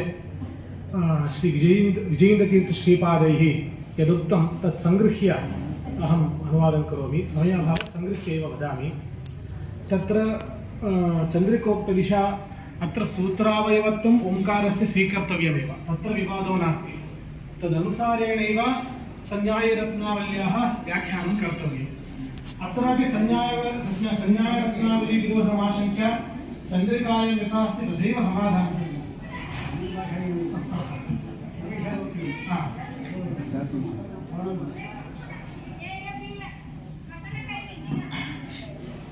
ಇಲ್ಲಿ ವಿಜಯೇಂದ್ರ ಸ್ವಾಮಿಗಳು ಅವರು ಅನ್ವಯ ಪ್ರತಿಯೋಗಿತ್ವ ರೂಪವಾಗಿರುವಂತಹ ಅವಯವತ್ವವನ್ನೇ ಹೇಳಿದ್ದಾರೆ. ಅಲ್ಲಿ ಅವ್ರು ಏನ್ ಹೇಳ್ತಾರೆ ಅಂತಂದ್ರೆ, ಕರ್ತವ್ಯ ಅನ್ನೋ ಪದವನ್ನ ನಾವು ಅಧ್ಯಾಹಾರ ಮಾಡ್ಕೊಳ್ತೀವಿ, ಅಧ್ಯಾಹೃತ ಪದದಲ್ಲೂ ಕೂಡ ಬರೋ ರೀತಿಯಾಗಿ ನಾವು ಅವಯವತ್ವವನ್ನು ಹೇಳಬೇಕು. ಅಧ್ಯಾಹೃತವಾದದ್ದಕ್ಕೂ ಅವಯವತ್ವ ನಮಗೆ ಬೇಕಾಗಿದೆ. ಆದ್ದರಿಂದಾಗಿ ವಕ್ತೃ ತಾತ್ಪರ್ಯ ವಿಷಯೀಭೂತಃ ಯಹ ಸಂಸರ್ಗಃ ತತ್ ಪ್ರತಿಯೋಗ್ಯರ್ಥ ಉಪಸ್ಥಾಪಕ ಶಬ್ದತ್ವಂ ಅಂತ ಮಾಡಬೇಕು. ಅವಾಗ ವಕ್ತೃ ತಾತ್ಪರ್ಯ ವಿಷಯೀಭೂತ ಸಂಸಾರದ ಪ್ರತಿಯೋಗಿಯಾದಂತಹ ಅರ್ಥ ಅಂತಂದ್ರೆ ಕರ್ತವ್ಯ ಪದದ ಅರ್ಥವೂ ಆಗುತ್ತೆ, ತಾರಶ ಅರ್ಥೋಪಸ್ಥಾಪಕತ್ವವನ್ನು ಅಲ್ಲೂ ಕೂಡ ಬರುತ್ತೆ. ಈ ರೀತಿಯಾಗಿ ಹೇಳಬೇಕು ಅವಯವತ್ವ ನಾಮ. ಏತಾದೃಶ ಅವಯವತ್ವವನ್ನ ಓಂಕಾರಕ್ಕೂ ಕೂಡ ಹೇಳಲಿಕ್ಕೆ ಸಾಧ್ಯ ಇದೆ ಅಂತ. ಅಂದ್ರೆ ಓಂಕಾರಕ್ಕೆ ಹೇಗೆ ಸೂತ್ರ ಅವಯವತ್ವ ಹೇಳೋದು ಅಂದ್ರೆ ಯಾವ ರೀತಿಯಾಗಿ ಅದು ತಾದೃಶ ಅನ್ವಯ ಪ್ರತಿಯೋಗಿ ಅರ್ಥ ಉಪಸ್ಥಾಪಕ ಆಗಿ ಕೆಲವು ಪ್ರಮಾಣ ಬೇಕಾಗುತ್ತೆ. ಅದಕ್ಕೆ ಏನು ಪ್ರಮಾಣ ಅಂತಂದ್ರೆ ಒಂದು ಯುಕ್ತಿಯನ್ನ ಅಲ್ಲಿ ವಿಜಯೇಂದ್ರ ಸ್ವಾಮಿಗಳು ಅನುಸರಿಸ್ತಾರೆ. ಏನು ಅಂತಂದ್ರೆ ಮೊದಲಿಗೆ ಓಂಕಾರ ಸೂತ್ರಾವಯವ ಸೂತ್ರಾದಿಯಲ್ಲಿ ಉಚ್ಚಾರಣೆ ಮಾಡಲೇಬೇಕು ಅನ್ನಕ್ಕೆ ಪ್ರಮಾಣವನ್ನು ಹೇಳಿ, ಸಮರ್ಥನೋಂಕದ ಬ್ರಹ್ಮ ಇತ್ಯಾದಿ ಪ್ರಮಾಣಗಳಿದೆ ಪ್ರಸಿದ್ಧವಾದದ್ದು. ಆ ಪ್ರಮಾಣಗಳಿರೋದ್ರಿಂದಾಗಿ ಓಂಕಾರವನ್ನಂತೂ ಆದಿಯಲ್ಲಿ ಹೇಳಬೇಕು. ಆದ್ರೆ ಇದು ಯಾವ ವಿಷಯದ ಪ್ರಮಾಣ ಆಗುತ್ತೆ ಅಂತಂದ್ರೆ ಸೂತ್ರಾದಿಯಲ್ಲಿ ಓಂಕಾರ ಹೇಳಬೇಕು, ಆದ್ರೆ ಅದೃಷ್ಟಾರ್ಥತ್ವ ಬಂತು. ದೃಷ್ಟಾರ್ಥತ್ವ ಈ ಶ್ರುತಿಯಿಂದ ಸಿದ್ಧ ಆಗೋದಿಲ್ಲ ಅಂತಲೂ ಒಂದು ಆಕ್ಷೇಪವನ್ನು ಸ್ವತಃ ಅವರೇ ಮಾಡಿಕೊಂಡು, ಹೌದು ಅದೃಷ್ಟಾರ್ಥವಾಗಿದ್ರೂ ಕೂಡ ಅದಕ್ಕೆ ದೃಷ್ಟಾರ್ಥತ್ವವನ್ನು ಹೇಳಿಕೆ ಯಾವ ಬಾಧಕವೂ ಇಲ್ಲ. ಅಂದ್ರೆ ದೃಷ್ಟಾರ್ಥತ್ವವು ಸಂಭಾವಿತವಾದದ್ದನ್ನು ಪರಿತ್ಯಾಗ ಮಾಡಬಾರದು. ಹಾಗಾಗಿ ದೃಷ್ಟಾರ್ಥತ್ವವನ್ನು ಕೂಡ ಹೇಳಬೇಕು. ಅಲ್ಲ, ಸಂಭವ ಮಾತ್ರೇಣ ನಾವು ಆ ರೀತಿಯ ವ್ಯಾಖ್ಯಾನ ಮಾಡ್ತಾ ಹೋಗೋದಾದ್ರೆ ಎಷ್ಟೊಂದು ಸಂಭಾವಿತವಾದ ಅನೇಕ ವಿಷಯಗಳಿರುತ್ತೆ. ಅನೇಕ ವಿಷಯಗಳಿರೋದ್ರಿಂದ ಇದೇ ತರ ಎಲ್ಲರೂ ಕೂಡ ಆ ಸೂತ್ರಾರ್ಥ ಅಂತ ಹೇಳ್ತಾ ಹೋಗ್ಬೇಕಾಗುತ್ತೆ ಅಂತ ಹೇಳಿ ಅತಿ ಪ್ರಸಂಗವನ್ನ ಆಶಂಕೆ ಮಾಡಿಕೊಂಡು, ಅದಕ್ಕೆ ಅವ್ರು ಹೇಳ್ತಾರೆ ನಾವು ಎಲ್ಲದಕ್ಕೂ ಹೀಗೆ ವ್ಯಾಖ್ಯಾನ ಮಾಡಬೇಕು ಅಂತ ಹೇಳ್ತಾ ಇಲ್ಲ. ಸೂತ್ರಾದಿಯಲ್ಲಿ ಓಂಕಾರ ಇದೆ ಅನ್ನಕ್ಕಂತೂ ಪ್ರಮಾಣ ಅಂತೂ ಇದೆ. ಪ್ರಮಾಣ ಇರೋದ್ರಿಂದ ಯಾವುದು ಪ್ರಮಾಣ ಸಿದ್ಧವಾಗಿದೆಯೋ ಓಂಕಾರ, ಅದಕ್ಕೆ ದೃಷ್ಟಾರ್ಥತ್ವವು ಸಂಭಾವಿತವಾಗಿರೋದ್ರಿಂದಾಗಿ ಅದಕ್ಕೆ ದೃಷ್ಟಾರ್ಥತ್ವವನ್ನು ಹೇಳಬೇಕು. ವಾಕ್ಯಾರ್ಥದಲ್ಲಿ ಸೂತ್ರ ವಾಕ್ಯಾರ್ಥದಲ್ಲಿ ಅನ್ವಯ ಮಾಡಬೇಕು ಅಂತ ಹೇಳ್ತಾರೆ. ಹಾಗಾಗಿ ಪ್ರಮಾಣ ಸಿದ್ಧವಾದಂತಹ ಶಬ್ದಕ್ಕೆ ಸೂತ್ರಾವಯವತ್ತು ಹೇಳಿ ಹೋಗ್ತಾ ಇದ್ದೀವಿ ಹೊರತು ಸಂಭವ ಮಾತ್ರೇಣ ಮಾತ್ರ ಅಲ್ಲ ಅಂತ ಹೇಳಿ ಇಷ್ಟು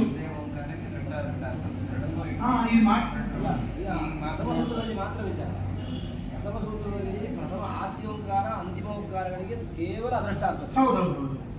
ದ್ವಿತೀಯ ಓಂಕಾರಕ್ಕೆ ದೃಷ್ಟಾರ್ಥತ್ವ ಇದೆ ಹೊರತು ಅದೃಷ್ಟಾರ್ಥತ್ವ ಇಲ್ಲ. ಉಭಯಾರ್ಥತ್ವ ಕರ್ಮ ಉಪವಾದನೀಯ ಇತ್ಯುಕ್ತೆ ದ್ವಿತೀಯಾದಿ ಸೂತ್ರೇಶು ಎರಡನೇ ಸೂತ್ರಗಳಿಂದ ಅದಕ್ಕೆ ಅದೃಷ್ಟಾರ್ಥತ್ವ, ಪ್ರಥಮ ಸೂತ್ರದಲ್ಲಿ ದೃಷ್ಟಾರ್ಥತ್ವ. ಒಂದೇ ಓಂಕಾರ ಅದೃಷ್ಟಾರ್ಥ ಆಯ್ತು, ಇದು ಓಂಕಾರ ಆಗಿಲ್ಲ. ಅಭಿಪ್ರಾಯ ಭೇದ ಅಸ್ತಿ. ಒಂದೇ ಓಂಕಾರವು ದೃಷ್ಟಾರ್ಥ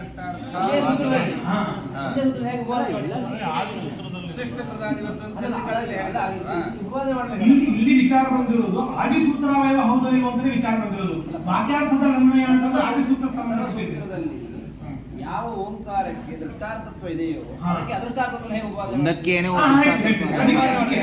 ಅದಕ್ಕೆ ವಿಜಯೇಂದ್ರ ಸ್ವಾಮಿ ಅಭಿಪ್ರಾಯ ನೋಡಿ ನಾನು ಹೇಳಿದಿಲ್ಲ. ಅವರ ಪ್ರಕಾರ ಏನ್ ಹೇಳ್ತಾರೆ ಅಂತಂದ್ರೆ ಪ್ರವಚನೋಂಕೃತ ಬ್ರಹ್ಮ ಇತ್ಯಾದಿ ಪ್ರಮಾಣ ಇರೋದ್ರಿಂದ ಸೂತ್ರಾದಿಯಲ್ಲಿ ಓಂಕಾರ ಅಂತ ಸ್ವೀಕಾರ ಮಾಡಬೇಕು.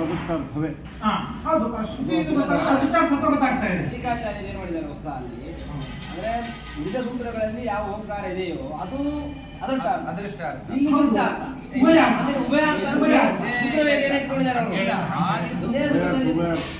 ಒಂದು ಸತಿ ಓಂ ಹೇಳ್ತೀವಿ ಅದು ಉಭಯ ಅರ್ಥ ನ್ಯಾಯ ಕೊಟ್ಟು ಪ್ರಥಮ ಸೂತ್ರದಲ್ಲಿ ಅದೃಷ್ಟಾರ್ಥ ಅಲ್ವೇ ಅಲ್ವಾ? ಎರಡು ಓಂಕಾರ ಒಂದೇ ಓಂಕಾರ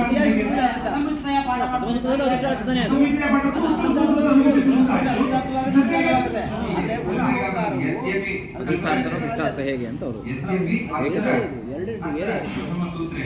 ಶ್ರವಣ ವಿಶರಣ ಪರಿಹಾರ ರೂಪ ಅದೃಷ್ಟ ಫಲಾರ್ಥತ್ವಂ ಶ್ರುತಂ ತಥಾಪಿ ದೃಷ್ಟಸ್ಯ ಅಪೇಕ್ಷಿತಸ್ಯ ಅರ್ಥ ಪ್ರತ್ಯಯಸ್ಯಾಪಿ ಫಲತ್ವ ಸಂಭವಾತ್ ನ ತತ್ಯಾಗಃ ಏವಂಚ ಸೃಷ್ಟಿಕೃತಾದಿವತ್ತು ಓಂಕಾರೋಚ್ಚಾರಣಂ ಉಭಯಾರ್ಥಂ ಅಂತ ಹೇಳಿ ಪ್ರಥಮ ಸೂತ್ರದಲ್ಲಿ ಪಠಿತವಾಗಿರುವಂತಹ ಓಂಕಾರಕ್ಕೆ ಉಭಯಾರ್ಥತ್ವವನ್ನು ಚಂದ್ರಿಕಾಚಾರ್ಯ ಅಂಗೀಕಾರ ಮಾಡಿದ್ದಾರೆ. ಆ ವಿಷಯ ಶ್ರುತಿ ಪ್ರಾಪ್ತವಾದ ಯಾವ ಓಂಕಾರ ಇದೆ ಅದಕ್ಕೆ ಅದೃಷ್ಟಾರ್ಥತ್ವ ಅಂತ ಗೊತ್ತಾಗೇ ಆಗುತ್ತೆ. ಅದರ ವಿವಾದ ಇಲ್ಲ. ಅದಕ್ಕೆ ದೃಷ್ಟಾರ್ಥತ್ವವನ್ನು ಹೇಳೋಣ. ಸಂಭಾವಿತವಾದದನ್ನು ಯಾಕೆ ಪರಿತ್ಯಾಗ ಮಾಡಬೇಕು ಅಂತ ಹೇಳಿ ವಿಜಯೇಂದ್ರ ಸ್ವಾಮಿಗಳ ವಾಕ್ಯಗಳು ಹೋದಾಗ ಅದೇ ಅಭಿಪ್ರಾಯ ಗೊತ್ತಾಗುತ್ತೆ. ಶ್ರುತಿ ಪ್ರಾಪ್ತವಾದ ಓಂಕಾರಕ್ಕೆ ದೃಷ್ಟಾರ್ಥತ್ವವನ್ನು ಹೇಳ್ತಾರೆ. ಶ್ರುತಿ ಪ್ರಾಪ್ತವಾಗಬೇಕಲ್ಲ,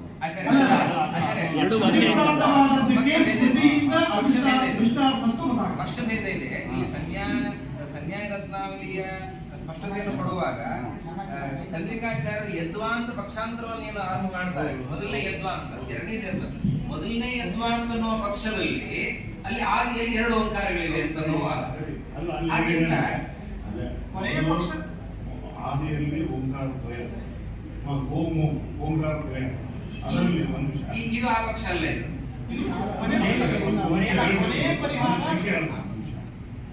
ಆದಿಯಲ್ಲಿ ಓಂಕಾರ ದ್ವಯ.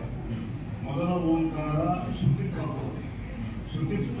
ಪ್ರಾಪ್ತವಾದ ಓಂಕಾರ ಅದು ಶಬ್ದ ಅನುಷ್ಠಾನ.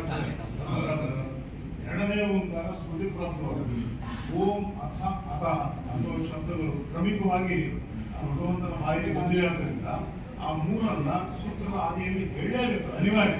ಅದು ಅನಿವಾರ್ಯ ಆದ್ದರಿಂದ ಅದಕ್ಕೆ ಅಧಿಷ್ಠಾರ್ಥತ್ವವೂ ಇದೆ, ದುಷ್ಟಾರ್ಥತ್ವವನ್ನು ಕೂಡ ಸಂಭಾವಿತವಾದ ದುಷ್ಟಾರ್ಥತ್ವವನ್ನು ಕೂಡ ಹೇಳಬೇಕು ಅಂತ ಅನ್ಬೋದು. ಕೊನೆಯ ಪಕ್ಷ ಕೊನೆಯ ಪಕ್ಷ ಅಂದ್ರೆ ವ್ಯಾಸರಾದರಿಗೆ ಅದು ಯಾಕೆ ಬಂತು ಅಂತಂದ್ರೆ ಶ್ರುತಿ ಪ್ರಾಪ್ತವಾದ ಓಂಕಾರ, ಸ್ಮೃತಿ ಪ್ರಾಪ್ತವಾದ ಓಂಕಾರ ಎರಡು ಯಾಕೆ ತಗೊಳ್ತೀವಿ? ಓಂ ಅಥವಾ ಒಂದು ಜಿಜ್ಞಾಸ ಮೊದಲು ಒಂದೇ ಓಂಕಾರ, ಅದೇ ಶ್ರುತಿ ಪ್ರಾಪ್ತವಾದದ್ದು, ಅದೇ ಸ್ಮೃತಿ ಪ್ರಾಪ್ತವಾದ.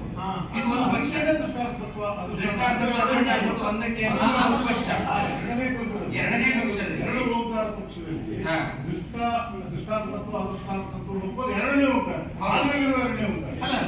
ಮೊದಲನೇದಕ್ಕೆ ಮೊದಲನೇ ಓಂಕಾರಕ್ಕೆ ಅದೃಷ್ಟಾರ್ಥತ್ವನೇ, ಅದು ಅಲ್ಲ, ಅದೃಷ್ಟಾರ್ಥತ್ವ ಇದೆ. ಯಾಕಂದ್ರೆ ಅದು ಮಾಂಗಲಿಕ ಅಲ್ಲ. ಅಲ್ಲ ಅದೆಲ್ಲ ಉಚ್ಚಾರಿತವಾದ್ರಿಂದ ಮಾಂಗಲಿಕವಾದ್ರಿಂದ ಅದೃಷ್ಟಾರ್ಥತ್ವ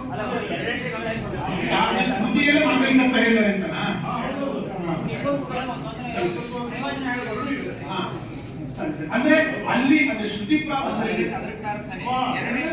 ಅದೃಷ್ಟ ಪ್ರಯೋಜನ ಅಲ್ಲಿ ಹೇಳಿರುವಂತಹ ಪ್ರಯೋಜನ ಬೇರೆ. ಶ್ರವಣಾದಿ ಅಭಾವ ಸಂಪಾದನೆ ಅನ್ನೋದು ಮೊದಲನೇದಕ್ಕೆ ಫಲ, ಅದೃಷ್ಟ ಫಲ. ಎರಡನೇದಕ್ಕೆ ಮಾಂಗಲಿಕತ್ವ ಅದೃಷ್ಟ ಫಲ. ಅದೃಷ್ಟ ಫಲ ಸಮಾನ, ಅದೃಷ್ಟ ಫಲದ ಬೇರೆ ಇದೆ.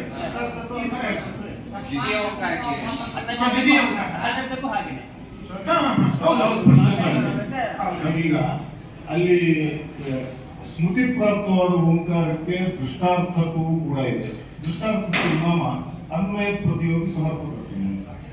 ಅಂದ್ರೆ ಅನ್ವಯಕ್ಕೆ ಪ್ರತಿಯೋಗಿಯನ್ನು ಸಮರ್ಪಿಸೋದು ಅದು ಅನಿವಾರ್ಯ ಆಧಾರದಾನೆ. ಶಬ್ದದಿಂದಲೇ ಸಿಗುತ್ತಲ್ಲ, ಸಂಭಾವಿತ ಅನಿವಾರ್ಯ ತೋರಿಸ್ಕೊಟ್ಟಿದ್ದಾರೆ. ವಿವೇಕ ಸ್ವಾಮಿ ತೋರಿಸ್ಕೊಟ್ಟಿದ್ದಾರೆ. ಮೊದಲನೇ ಓಂಕಾರ ಬೇರೆ, ದೃಷ್ಟಾರ್ಥ ಅದೃಷ್ಟಾರ್ಥ ಎರಡೂ ಆಗಬೇಕು.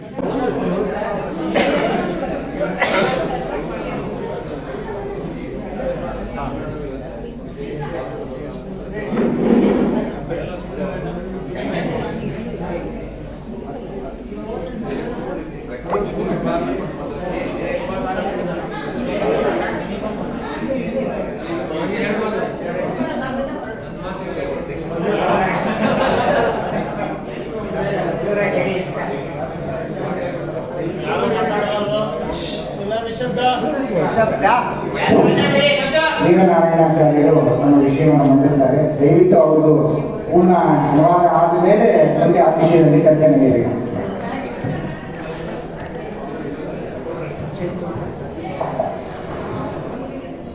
अत्र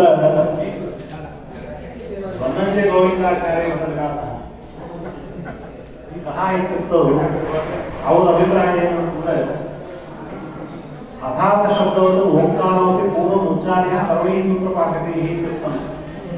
ಸೂತ್ರ ಪಾಠಕರು ಅದನ್ನು ಉಚ್ಚಾರಣೆ ಮಾಡಬೇಕು. ತದಂತ ಪ್ರಧಾನದಲ್ಲಿ ರಿಪೋರ್ಟ್ ಮಾಡ್ತಾ ಇದ್ದಾರೆ ಅವರು. ಓಂಕಾರ ನ ಅಪಶಬ್ದವೇ ಟೀಚರ್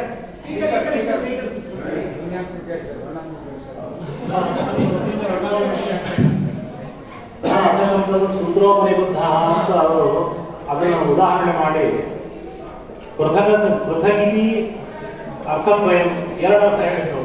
ಒಂದು ಸೂತ್ರ ಘಟಕತ್ವ ವಿನ ಘಟಕವಾದರೆ ಸೂತ್ರ ಘಟಕತ್ವ ಇಲ್ಲ ಅಂತ, ಓಂಕಾರಕ್ಕೆ ಸೂತ್ರ ಘಟಕತ್ವ ಇಲ್ಲ ಅನ್ನೋದು ಅಸಂಹಿತಯ ಮಾಡುವುದು. असंहितया ओम अथातो ब्रह्म ಜಿಜ್ಞಾಸ ಅದು ಓಂ ಅಥಾतो ಬ್ರಹ್ಮ ಜಿಜ್ಞಾಸ ಓಂಕಾರವು ಸೂತ್ರ ಘಟಕವಲ್ಲ ಒಂದು ಆಮೇಲೆ ಓಂ ಅಂತ ತರ್ಕಕ್ಕಾಗಿ ಹೇಳಿ ಅಸಂಹಿತತೆಯ ಅದು ಟೀಕಾಚಾರ್ಯರಿಂದ ಸಂಬಂಧವೇ ಅಂತೂ ಸೂತ್ರ ಘಟಕ ಅಲ್ಲ ಎರಡು ಬೇರೆ ಬೇರೆ ಬುಕ್ಸ್ಗಳು ಯಾವುವು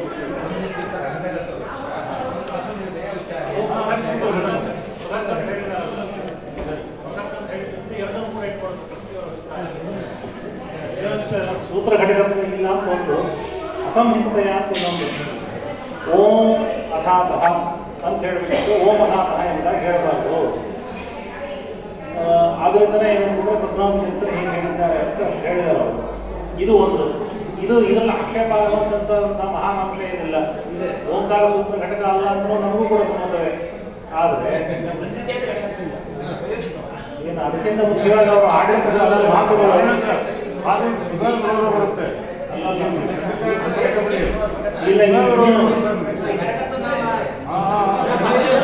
ಸೂತ್ರ ಘಟಕ ಅಲ್ಲಂದ್ರೆ ಸುಧಾ ವಿರೋಧ ಪರಿಹಾರ ಇಲ್ಲ ಅಂತ ಹೇಳ್ತೇನೆ ನಾನು.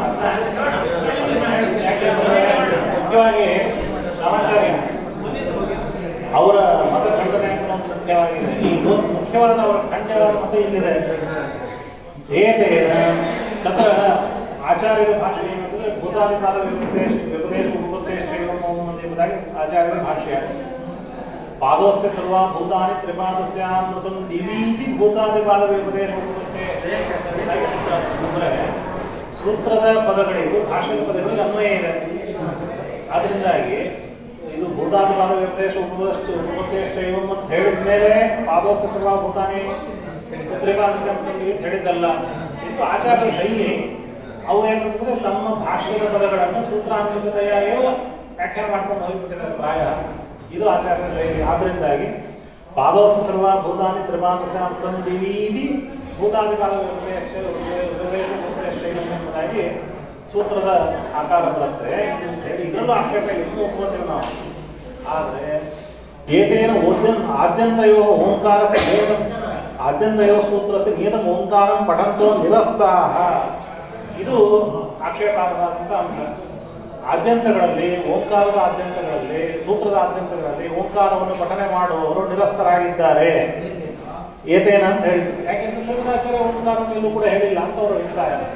ಈ ಸೂತ್ರದ ಅಭ್ಯಂತರಗಳಲ್ಲ. ಅದು ಶ್ರೀಮದಾಚಾರ್ಯರು ನೋಡಿ ತಮ್ಮ ಭಾಷ್ಯ ಮತ್ತು ಸೂತ್ರಗಳ ಮಧ್ಯದಲ್ಲಿ ಓಂಕಾರವಿಲ್ಲದೆ ಮಧ್ವಾಚಾರ್ಯರು ಭಾಷ್ಯವನ್ನು ರಚನೆ ಮಾಡಿದ್ದರಿಂದಾಗಿ ಆದ್ಯಂತಗಳಲ್ಲಿ ಓಂಕಾರವನ್ನು ಪಠನೆ ಮಾಡುವ ಅವಶ್ಯಕತೆ ಇಲ್ಲ.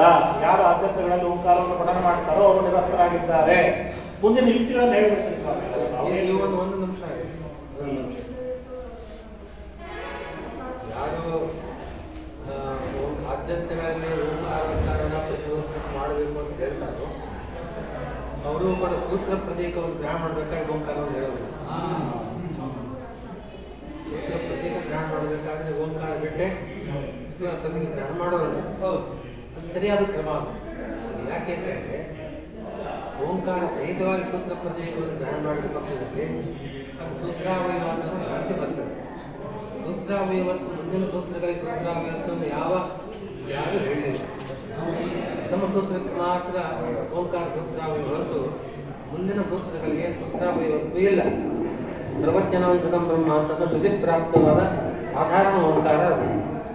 ಆದ್ದರಿಂದ ನಿರಸ್ತ ಅಂತಲೇ ಕರ್ತೇ ಓಂಕಾರ ನಮಗೆ ಪ್ರತಿ ಸೂತ್ರದಲ್ಲೂ ಕೂಡ ಓಂಕಾರೋಚ್ಚಾರಣ ಮಾಡಬೇಕು ಅಂತನ್ನೋರು ಶ್ರುತಿಪ್ರಾಪ್ತವಾದ ಸಾಧಾರಣ ಓಂಕಾರ ಇಟ್ಕೊಂಡು ಮಾತಾಡ್ತಾ ಇರೋದು ಅಲ್ಲ. ಅರ್ಥ ಇಲ್ಲ, ಅವರ ಯುಕ್ತಿ ಸರಿ ಇಲ್ಲ. ಆದ್ರೆ ಅವರು ಹೇಳಿದ್ದಿಷ್ಟು ಮಧ್ಯೆ ಓಂಕಾರೇಣ ವ್ಯವಧಾನೆ ಭಾಷ್ಯ ಸೂತ್ರೇಣ ಅಪೃಥಕರಣ ಯೋಗ. ಮಧ್ಯದಲ್ಲಿ ಸೂತ್ರಕ್ಕೂ ಭಾಷ್ಯಕ್ಕೂ ಮಧ್ಯದಲ್ಲಿ ಓಂಕಾರವನ್ನು ಅವರು ಸೇರಿಸಿಲ್ಲ. ಅವ್ಯವಧಾನೇನ ಅವರು ಪಾಠ ಮಾಡಿದ್ದಾರೆ. ಸ್ವಯಮೇವ ಚ ಓಂಕಾರಂ ವಿರಹೀಯ ಪಾಠಾಚ ಭೂತಾದಿಪಾದ ವ್ಯಪದೇಶ ಉಪದೇಶ ಸೂತ್ರಂ ಅಂತ ಅವರೇ ಮಾಡಿದ್ದಾರೆ. ಅತಯವ ಭಗವತ್ಪಾದೋದು ನ್ಯಾಯ ವಿವರಣೆ ಅಥಾತ ಬ್ರಹ್ಮ ಜಿಜ್ಞಾಸ ಇದು ಪ್ರತ್ಯೇಕ ಗ್ರಹಣ. ಅಥಾತ ಬ್ರಹ್ಮ ಜಿಜ್ಞಾಸ ಪ್ರತ್ಯೇಕ ಗ್ರಹಣ ಮಾಡಿದಷ್ಟೇ ಹೊರತು ಓಂ ಅಂತ ಪ್ರತ್ಯೇಕ ಗ್ರಹಣ ಮಾಡಿಲ್ಲ.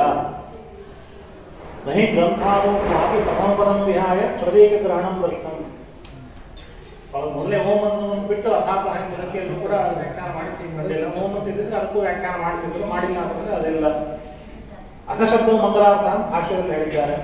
ಆದ್ರಿಂದಾಗಿ ಓಂ ಅನ್ನೋದು ಇಲ್ಲ.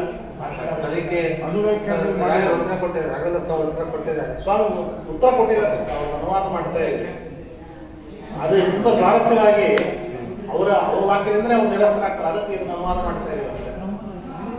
ವಾಕ್ಯಾರಂಭೇ ಮಂಗಳಾಚರಣಂ ನ ದ್ವಿತೀಯೇನ. ಮೊದಲನೇ ಪದದಿಂದ ಮಂಗಳಾಚರಣೆ ಮಾಡಬೇಕು, ಎರಡನೇ ಪದದಿಂದ ಮಂಗಳಾಚರಣೆ ಮಾಡಬಾರ್ದು. ಓಂ ಅಂತ ಮೊದಲಾಗಿದ್ರೆ ಓಂ ಅಂತ ಮೊದಲನೇ ಮಂಗಳಾಚರಣೆ ಮಾಡಬೇಕಷ್ಟೇ ಹೊರತು ಅನಾಥ ಮೊದಲು ಮಂಗಳಾಚರಣೆ ಮಾಡಬಾರದು. ಅಥೈವ ಪದ್ಮನಾಭತೀರ್ಥಾಭ್ಯಾಂ ಸಂನ್ಯಾಯರತ್ನಾವಲ್ಯಂ ಓಂಕಾರ ಪ್ರಕೃತಿರಿಗೋ ವೇದಿತವ್ಯ ನ ಅಧಶಬ್ದವ ಸೂತ್ರೋಪನಿಬದ್ಧಃ ಎಂಬುದಾಗಿ ಅವರು ಪದ್ಮನಾಭತೀರ್ಥರ ಸಂವಾದ ಕೊಟ್ಟಿದ್ದಾರೆ. ಅಥವಾ ಸಂಪ್ರದಾಯವಿಧ ಶ್ರೀಕೇಶ ತೀರ್ಥಾದಯೋಕ್ಕೆ ಅನೋಂತೃತಾನ್ಯವ ಉತ್ತರ ಸೂತ್ರಾన్ని ಲಿಖಿಬಹುದು. ಸಂಪ್ರದಾಯವಿಧರಾದ ಪದ್ಮನಾಭ ತೀರ್ಥ ಋಷಿಕೇಶ ತೀರ್ಥಾದಿಗಳು ಓಂಕಾರವಿಲ್ಲದೆ ಪಠನ ಮಾಡಿದ್ದಾರೆ ಎಂಬುದಾಗಿ ಬರೆದಿದ್ದಾರೆ. ಪಠನ ಮಾಡಿದ್ದಾರೆ ಬರೆದಿಲ್ಲ. ಅವರು ಪಠನಕ್ಕೂ ಮತ್ತು ಇದಕ್ಕೂ ಏನು ವ್ಯತ್ಯಾಸ ತಿಳ್ಕೊಂಡಿಲ್ಲ. ಸಂಪ್ರದಾಯ ಪ್ರದಸ್ಯ ಶ್ರೀಮದ್ ಭಗವತ್ಪಾದಸ್ಯ ಮುಖಾದೇವ ತೇ ಸಾಕ್ಷಾತ್ ವಿದಿತ ಸಂಪ್ರದಾಯ. ತಸ್ಮಾತ್ ಅಶಾಸ್ತ್ರೀಯಃ ಅಯಂ ಅನಾರ್ಯ ಸಮ್ಮತಶ್ಚ ಸಂಪ್ರದಾಯಃ ಯತ್ ಪ್ರತಿಸೂತ್ರಂ ಆದ್ಯಂತಯೋ ಓಂಕಾರೇಣ ಸಂಪ್ರದೀಕರಣಂ ನಾಮ. ಅನಾರ್ಯ ಸಮ್ಮತಃ ಎಂಬುದಾಗಿ ಅಶಾಸ್ತ್ರೀಯ ಎಂಬುದಾಗಿ ಗೋವಿಂದಾಚಾರ್ಯರು ಶುದ್ಧ ತಪ್ಪಿರು. ಯಾಕೆ ಅಂತಂದ್ರೆ ಯಾವ ಪದ್ಮನಾಭ ತೀರ್ಥರು ನೀವು ಕೋಟ್ ಮಾಡಿದಾರೋ ಅದೇ ಪದ್ಮನಾಭ ತೀರ್ಥರು ಏನು ಸ್ಪಷ್ಟವಾಗಿ ಬರೆದುಬಿಟ್ಟಿದ್ದಾರೆ ಅಂತಂದ್ರೆ ಓಂಕಾರ ಸರ್ವಚರಂ ಇತ್ಯಾದಿ ವಚನ ಪ್ರತ್ಯಧಿಕರಣ ಆವರ್ತಮಾನತ್ವ ಪ್ರತಿಗೋಚರಿತ ಪ್ರತ್ಯಧಿಕರಣ ಅನುವರ್ತಮಾನತ್ವ ಅಂತ ಸ್ಪಷ್ಟವಾಗಿ ಪದ್ಮನಾಭ ತೀರ್ಥರು ಬರೆದುಬಿಟ್ಟಿದ್ದಾರೆ. ಅಲ್ಲ ಪ್ರತ್ಯಧಿಕರಣ ಇಟ್ಕೊಳ್ಳಿ. ಈಗ ನೀವು ಎಲ್ಲರೂ ಕೂಡ ಮುಂದೆ ಓಂಕಾರವೇ ಇಲ್ಲ ಅಂತ ನೋಡಿ ಅಂತನವರ ಪ್ರಕಾರ ಪ್ರತ್ಯಧಿಕರಣದಲ್ಲೂ ಇರಬಾರ್ದು. ಯಾವ ವಾಕ್ಯವನ್ನು ನೀವು ಕೋಟ್ ಮಾಡ್ತಾರೆ ಆ ವಾಕ್ಯದಿಂದ್ರೆ ಪರಾಸ್ತರಾಗ್ತಾ ಇದೆ. ಅವರೇ ಸೂತ್ರಾವಯವತ್ವೇನ ಓಂಕಾರ ಇಲ್ಲ ಅಂತ. ಇಲ್ಲ ಹಾಗಲ್ಲ ಸ್ವಾಮಿ, ಹಾಗಲ್ಲ. ಓಂಕಾರ ಸೂತ್ರದ ಆದ್ಯಂತಗಳಲ್ಲಿ ಓಂಕಾರ ಉಚ್ಚಾರಣೆ ಬೇಕಾಗೇ ಇಲ್ಲ. ಪ್ರಥಮ ಸೂತ್ರದ ಆರಂಭದಲ್ಲಿ ಒಂದು ಓಂಕಾರವನ್ನು ಉಚ್ಚಾರಣೆ ಮಾಡಿದ್ರೆ ಮಾಡಬಹುದು, ಬಿಟ್ಟರು ಬಿಡ್ಬೋದು. ಯಾಕೆ ಅದಕ್ಕೂ ಆಚಾರ ಮಾಡಿಲ್ಲಲ್ಲ. ಮತ್ತೆ ಇವರು ಅದು ವ್ಯಾಖ್ಯಾನ ಮಾಡ್ಲಿಕ್ಕೆ ಹೊರಟಿಲ್ಲ ಗೋವಿಂದಾಚಾರ್ಯರು. ಅವರು ಅದನ್ನ ಅದು ವ್ಯಾಖ್ಯಾನ ಮಾಡಿಲ್ಲಲ್ಲ ಇವರು. ಅದು ವ್ಯಾಖ್ಯಾನ ಮಾಡ್ಲಿಕ್ಕೆ ಹೊರಟ ಸಮಸ್ಯೆ. ಹೀಗಾಗಿ ಅಶಾಸ್ತ್ರೀಯ ಅನಾರ್ಯ ಸಮ್ಮತಶ್ಚ ಸಂಪ್ರದಾಯ ಅಂತ ಹೇಳೋದು ಶುದ್ಧ ಅಬದ್ಧ. ಇವರು ಗೋವಿಂದಾಚಾರ್ಯರು ಪ್ರತಿಸೂತ್ರಂ ಓದ್ಯ ಆದ್ಯಂತಯೋ ಓಂಕಾರೇಣ ಸಂಪೀಕರಣ ನಾಮ ಅಯಂ ಅಶಾಸ್ತ್ರೀಯ ಸಂಪ್ರದಾಯ ಎಂಬುದಾಗಿ ಅದು ಶ್ರೀಮತ್ ಪದ್ಮನಾಭ ತೀರ್ಥರಿಗಾಗಲಿ ವ್ಯಾಸತೀರ್ಥರಿಗಾಗಲಿ ರಾಘವೇಂದ್ರ ತೀರ್ಥರಿಗಾಗಲಿ ಯಾರಿಗೂ ಕೂಡ ಸಮ್ಮತ ಅಲ್ಲ. ಎಲ್ಲರೂ ಕೂಡ ಓಂಕಾರಗಳನ್ನು ಆದ್ಯಂತಗಳಲ್ಲಿ ಇಟ್ಕೊಳ್ಬೇಕು ಅಂತ ಹೇಳಿದ್ದಾರೆ. ನೀವು ಜೈತೀರ್ಥರನ್ನು ಬಿಟ್ಟರೂ ಕೂಡ ಸಾಕ್ಷಾತ್ ಪದ್ಮನಾಭ ತೀರ್ಥರೇ ನೀವು ಪ್ರತ್ಯಧಿಕರಣದಲ್ಲಿ ಓಂಕಾರ ಇಟ್ಕೊಳ್ಬೇಕು ಅಂತ ಬರೆದಿದ್ದಾರೆ. ಅಂಥದ್ರಲ್ಲಿ ನೀವು ಪದ್ಮನಾಭ ತೀರ್ಥರನ್ನು ಕೋಟ್ ಮಾಡಿ ಪದ್ಮನಾಭ ತೀರ್ಥರ ವಿರುದ್ಧವಾಗಿ ಮಾತಾಡಿದ್ರೆ ಅಂತಂದ್ರೆ ನಿಮ್ಗೆ ಎಷ್ಟು ಜ್ಞಾನ ಇದೆ ಅಂದ್ರೂ ನಿಮ್ಗೆ ಸಿದ್ಧ ಆಗಿದೆ. ನೀವೇ ನೋಡ್ಕೊಳ್ಬೇಕಷ್ಟೇ. ಅವರು ಚಂದ್ರಿಕಾದಲ್ಲಿ 3 ಪಕ್ಷಗಳನ್ನು ಹೇಳಿದ್ದಾರೆ. ಚಂದ್ರಿಕಾದಲ್ಲಿ ಓಂಕಾರವನ್ನ ಸೂತ್ರಾವಯವತ್ವೇನ ತಗೊಳ್ಳದೆ ಇರತಕ್ಕಂಥ ಒಂದು ವ್ಯಾಖ್ಯಾನ ಪದ್ಮನಾಭ ಯದಾ ವ್ಯಾಖ್ಯಾ ಲಿಖಿತ ತಸ್ಮಿನ್ ಕಾಲೇ ಲೇಖನಮಾसीत् ಯದಾ ಉಪನಿಬಂಧನಂ ಕೃತಂ ತೈಃ ತದಾ ತು ಓಂಕಾರಸಹಿತತೆಯಾ ಉಪನಿಬಂಧನಂ ನ ಕೃತಂ. ಅಥಶಬ್ದಃ ಯಥಾ ತತ್ರ ಸೂತ್ರಾದಿ ಪದತ್ವೇನ ಉಪನಿಬದ್ಧಂ ಅಥ ಪದಂ ತಥಾ ಓಂಕಾರಃ ನ ಉಪನಿಬದ್ಧಃ. ತಾವತಾ ತತ್ರ ತಥಾ ಅನುಪದಂ ಉಪನಿಬಂಧನಾಭಾವೆ ಕಿಂ ಭೀಯತೆ ಚೇತ್ ಉತ್ತರಸೂತ್ರೇಷು ಅನುಗತಿ ಸೂಚನಾರ್ಥಂ ಅಂತ ಮುಂದಿನ ವ್ಯಾಖ್ಯಾಕಾರರಲ್ಲಿ ಹೇಳ್ತಾರೆ. ಅದನ್ನು ಅಶಬ್ದವ ಸೂತ್ರೋಪನಿಬದ್ಧ ಅನ್ನೋದಕ್ಕೆ 2 ಅರ್ಥ ಮಾಡಬಹುದು. ಒಂದು ಓಂಕಾರವನ್ನು ಸೂತ್ರಾವಯವತ್ವೇನ ಪರಿಗಣನೆ ಮಾಡದೆ ಅದು ಮಾಂಗಲಿಕ, ಅದನ್ನು ಆ ರೀತಿ ಉಚ್ಚಾರ ಮಾಡಬೇಕು ಅಂತ ಅಷ್ಟೇ ಅಭಿಪ್ರಾಯ. ಅಥಮದರ ಶಬ್ದಗಳಂತೆ ಸಂಹಿತಾ ಪಾಠ ಇಲ್ಲ, ಅಲ್ಲಿ ಸಂಹಿತವಾಗಿಲ್ಲ, ಪರಸನ್ನಿಕರ್ಷ ಇಲ್ಲ ಆ ಪದಕ್ಕೆ, ಆ ಅರ್ಥವಾಗ್ತದೆ. ಇನ್ನೊಂದು ಅವರು ಕೊನೆಯ ವ್ಯಾಖ್ಯಾನದ ಪ್ರಕಾರ ಅಧ್ಯಯನ ಮಾಡ್ಕೊಳ್ಬೇಕು ಅಂತ ಅಭಿಪ್ರಾಯ. ಓಂಕಾರವನ್ನು ಅಧ್ಯಯನ ಮಾಡ್ಕೊಳ್ಬೇಕು. ಅರ್ಥಾತ್ ಸೂತ್ರಕಾರರು ಮೊದಲನೇ ಪದ ಸೂತ್ರಕಾರರ ಪ್ರಕಾರ ಮೊದಲನೇ ಪದ ಅಥಪದ. ಆದರೆ ಓಂಕಾರವನ್ನು ಅಧ್ಯಾಹಾರ ಮಾಡ್ಕೊಳ್ಬೇಕು. ಅಧ್ಯಾಹಾರ ಮಾಡ್ಕೊಳ್ಳೋದು ಎರಡು ದೃಷ್ಟಿಯಿಂದ ಆಗ್ಬೋದು. ಒಂದು, ಓಂಕಾರ ಮಾಂಗಲಿಕವಾದದ್ದನ್ನು ಉಚ್ಚಾರ ಮಾಡಬೇಕು ಅಂತ ಒಂದು ಅಭಿಪ್ರಾಯ. ಮತ್ತು ಆಚಾರ್ಯರು ಓಂಕಾರ ವ್ಯಾಖ್ಯಾನವನ್ನು ವಿಶೇಷವಾಗಿ ಮಾಡೋದ್ರಿಂದ, ಸುಧಾಕಾರರು ವಿಶೇಷವಾಗಿ ಅದನ್ನು ಮಾಡಬೇಕಾದ್ರಿಂದ, ಸುಧಾಕಾರರು ಪ್ರಶಿಷ್ಯರು, ಪದ್ಮನಾಭತೀರ್ಥರಿಗೆ ಪ್ರಶಿಷ್ಯರು, ಅಕ್ಷೋಭ್ಯತೀರ್ಥರ ಶಿಷ್ಯರು. ಆದ್ದರಿಂದ ಅಕ್ಷೋಭ್ಯತೀರ್ಥರು ಪದ್ಮನಾಭತೀರ್ಥರ ಸಮಕಾಲೀನರು, ಆಚಾರ್ಯರ ಮುಖದಿಂದ ಶಾಸ್ತ್ರಶ್ರವಣ ಮಾಡಿದವರು. ಪದ್ಮನಾಭತೀರ್ಥರು ಏನು ಗ್ರಹಣ ಮಾಡಿದಾರೋ ಆ ಗ್ರಹಣ ಅಕ್ಷೋಭ್ಯತೀರ್ಥರಿಗೂ ಆಗಿದೆ. ಅಕ್ಷೋಭ್ಯತೀರ್ಥರು ಜಯತೀರ್ಥರಿಗೆ ಪಾಠ ಹೇಳಬೇಕಾದರೆ ಶುಕವತ್ ಶಿಕ್ಷಿತಸ್ತೇವೆ ಅಂತ ಅಕ್ಷೋಭ್ಯತೀರ್ಥರನ್ನು ಸ್ಮರಣೆ ಮಾಡ್ತಾರೆ. ಆ ರೀತಿ ಶಿಕ್ಷಣ ಕೊಡ್ತಿರ್ಬೇಕಾದ್ರೆ ಆಚಾರ್ಯ ಅಭಿಪ್ರಾಯ ಇಲ್ಲ ಅಂತ ಹೇಳೋದು ಸಾಹಸ ಆಗ್ತದೆ. ಆದ್ದರಿಂದ ನೀವು ಹೇಳ್ಕೊಳ್ಳೋ ನಿರಸ್ತಾಹ ವೇದಿತವ್ಯಾಹ ಅಂತ ಸುಧಾಂತಲ್ಲಿ ಕೆಲವು ಕಡೆಗಳಲ್ಲಿ ಕಸದ ವೇದ ವ್ಯಾಖ್ಯಾನ ಗುರು ಸಂಪ್ರದಾಯ ವಿಕಲಾಹ ಏನೇನೋ ಪಾಠ ಮಾಡ್ತಾರೆ ಅಂತ ಪದ್ಧತಿ ಉಂಟು. ಆದ್ದರಿಂದ ಸಂಪ್ರದಾಯಕ್ಕೆ ಪಾಠ ಸಂಪ್ರದಾಯಕ್ಕೆ ಬಹಳ ಮಹತ್ವ ಕೊಟ್ಟಿದ್ದಾರೆ ಜಯತೀರ್ಥರು. ಪಾಠ ಸಂಪ್ರದಾಯಕ್ಕೆ ಮಹತ್ವ ಕೊಟ್ಟಿದ್ದಾರೆ. ಅಕ್ಷೋಭ್ಯತೀರ್ಥರಿಂದ ತಾವು ಕೇಳಿದ ಪಾಠವನ್ನು ಅವರು ಅನುಸರಣೆ ಮಾಡಿದ್ದಾರೆ. ಅಕ್ಷೋಭ್ಯತೀರ್ಥರು ಆಚಾರ್ಯರ ಮುಖದಿಂದ ಶಾಸ್ತ್ರ ಶ್ರವಣ ಮಾಡಿದವರು, ಅಕ್ಷೋಭ್ಯತೀರ್ಥರ ಶಾಸ್ತ್ರಾನುವಾದವನ್ನು ಕೂಡ ಅವರು ಕೇಳಿದವರು. ಹೀಗಿರಬೇಕಾದರೆ ಖಂಡಿತವಾಗಿಯೂ ಕೂಡ ಓಂಕಾರ ಸರ್ವಥಾ ಇಲ್ಲ ಅಂತ ಅನ್ನೋದು ಅಭಿಪ್ರಾಯ ಹೇಳೋದು ಕಷ್ಟವಾಗುತ್ತೆ. ಕೇವಲ ಯುಕ್ತಿ ಬಲಿಂದ ಹೇಳೋದು ಕಷ್ಟವಾಗುತ್ತೆ.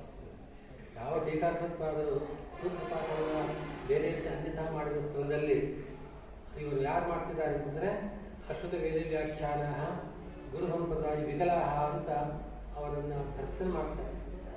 ಅಂದಮೇಲೆ ತಾವು ಸಂಪ್ರದಾಯವನ್ನು ತಪ್ಪಿಸದೆ ಅನುಸರಣೆ ಮಾಡತಕ್ಕವರು ಅಂತ ಅವರ ಅಭಿಪ್ರಾಯ. ಅವರ ಸಂಪ್ರದಾಯ ಅಂತಂದ್ರೆ ಅಕ್ಷೋಭ್ಯತೀರ್ಥರ ಸಂಪ್ರದಾಯ. ಅಕ್ಷೋಭ್ಯತೀರ್ಥರ ಸಂಪ್ರದಾಯ ಆಚಾರ್ಯ ಪದ್ಮನಾಭತೀರ್ಥರ ಅಲ್ಲ ಅಂತ ಹೇಳೋದು ಸಾಹಸ ಆಗ್ತದೆ.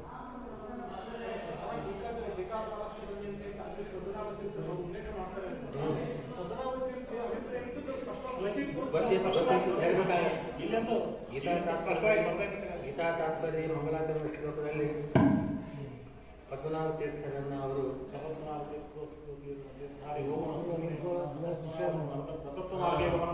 ತತ್ವ ಮಾರ್ಗೇ ಗಮನಂ ವಿನಾ ನಿರುಪಜೀವನಂ ಅಂತ ಅಷ್ಟರ ಮಟ್ಟಿಗೆ ಪದ್ಮನಾಭ ತೀರ್ಥರೆಲ್ಲ ಭಕ್ತಿ ಶ್ರದ್ಧೆಗಳನ್ನು ಇಟ್ಕೊಂಡವರು ಅವರ ಸಂಪ್ರದಾಯವನ್ನು ಬಿಟ್ಟು ಹೇಳಿದ್ದಾರೆ ಅಂತ ಹೇಳೋದು ನಮ್ಮ ಸಾಹಸದ ಮಾತು.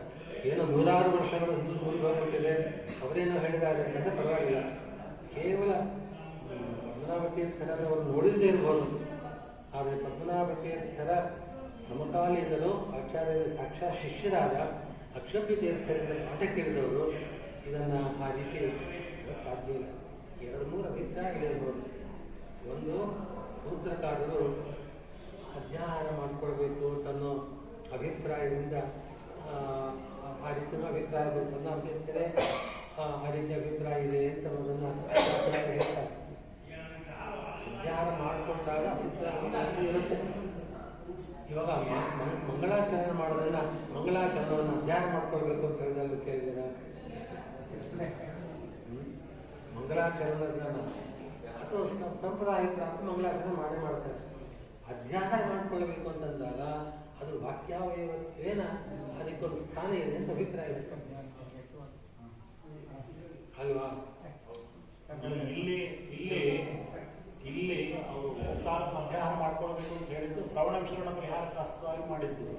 ಹೀಗಾಗಿ ವಾಕ್ಯಾವಯವತ್ವ ಅದು ಆನುಷಂಗಿಕವಾಗಿ ಬಂದಿದೆ, ಇಲ್ಲ ಅಂತಲ್ಲ. ಆದರೆ ಅದು ಇಲ್ಲದೇನೂ ಕೂಡ ಸೂತ್ರವನ್ನು ನಾವು ನಿಮ್ಮ ಪಕ್ಷ ಅದು ಪದ್ಮನಾಭತೀರ್ಥ ಹಾಗೆ ಕಾಣಿಸ್ತಾ ಇದೆ, ವಾಕ್ಯವೇ ಹಾಗೆ ಕಾಣಿಸ್ತಾ ಇದೆಯಲ್ಲ. ಸೂತ್ರೋಪನಿಬದ್ಧ ಅಥಾದಿವತ್ ಅನ್ನೋ ದೃಷ್ಟಾಂತ ಕೊಟ್ಟಿದ್ದರಿಂದ ಅಧಶಬ್ದವನ್ನು ಸೂತ್ರದಲ್ಲಿ ಸೇರಿಸಿದ್ದಾರೆ. ಅಭಿಪ್ರಾಯ ಇಲ್ಲ ಅಂತ ಸೂತ್ರಾವಯವತ್ತು ವಿವಕ್ಷಿತವಲ್ಲದೆ ಹೋದರೆ ಓಂಕಾರ ಸೂತ್ರೋಪನಿಬದ್ಧ ಹಾಗೆ ಪಟ್ಟೆ ಸಾಕಾಗಿದೆ. ಹಾಗೆ ಬಂದಿರೋದು ಅಥಾದಿವತ್ ಇಲ್ಲಿ ಹಾಗೆ ಅನ್ಯಥಾ ಸೂತ್ರೋಪಯುಕ್ತ ಅಂತ ಅರ್ಥ. ಯಾಕೆ ಅಲ್ಲ ಅಂತಂದ್ರೆ ಅಥಶಬ್ದವತ್ ಸೂತ್ರೋಪನಿಬದ್ಧ ಸೂತ್ರೋಪನಿಬದ್ಧ ಸಾಕಲ್ಲ.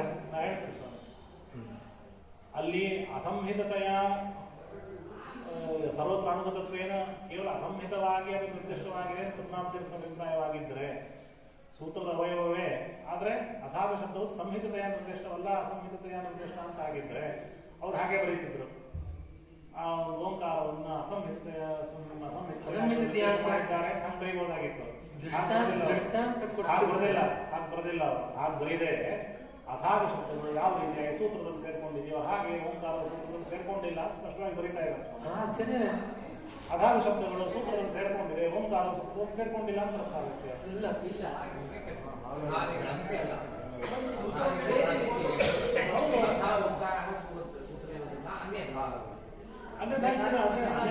ಸೂತ್ರ ಅಷ್ಟೇ ಅಲ್ಲ. ಅಥ ಶಬ್ದ ದೃಷ್ಟಾಂತ ವ್ಯತಿರೇಕ ದೃಷ್ಟಾಂತ ಅಲ್ಲ ಅಲ್ಲ ಅಥ ಶಬ್ದ ಯಥಾ ಸೂತ್ರ ಓಂಕಾರ ಸೂತ್ರ ಅವಯವಲ್ಲ ಅಲ್ಲ ಅಂತ ಆದ ಪಕ್ಷದಲ್ಲಿ ಅಸಾಧ್ಯವನ್ನ ದೃಷ್ಟಾಂತ ಕೊಡಬೇಕಾಗುತ್ತೆ. ಯಾಕೆ ಅಂತಂದ್ರೆ ನೀವು ಅಥ ಸೂತ್ರದಲ್ಲಿ ಯಾವ್ದು ಘಟಕವಾಗಿದೆ ಯಾವ್ದು ಘಟಕವಾಗಿದೆ ಅಥ ಶಬ್ದ ಸೂತ್ರ ಘಟಕವಾಗಿದೆ. ಅಥ ಶಬ್ದ ಸಮಕಕ್ಷವಾಗಿ ಓಂಕಾರವನ್ನು ತಗೊಳ್ಳಬೇಡಿ.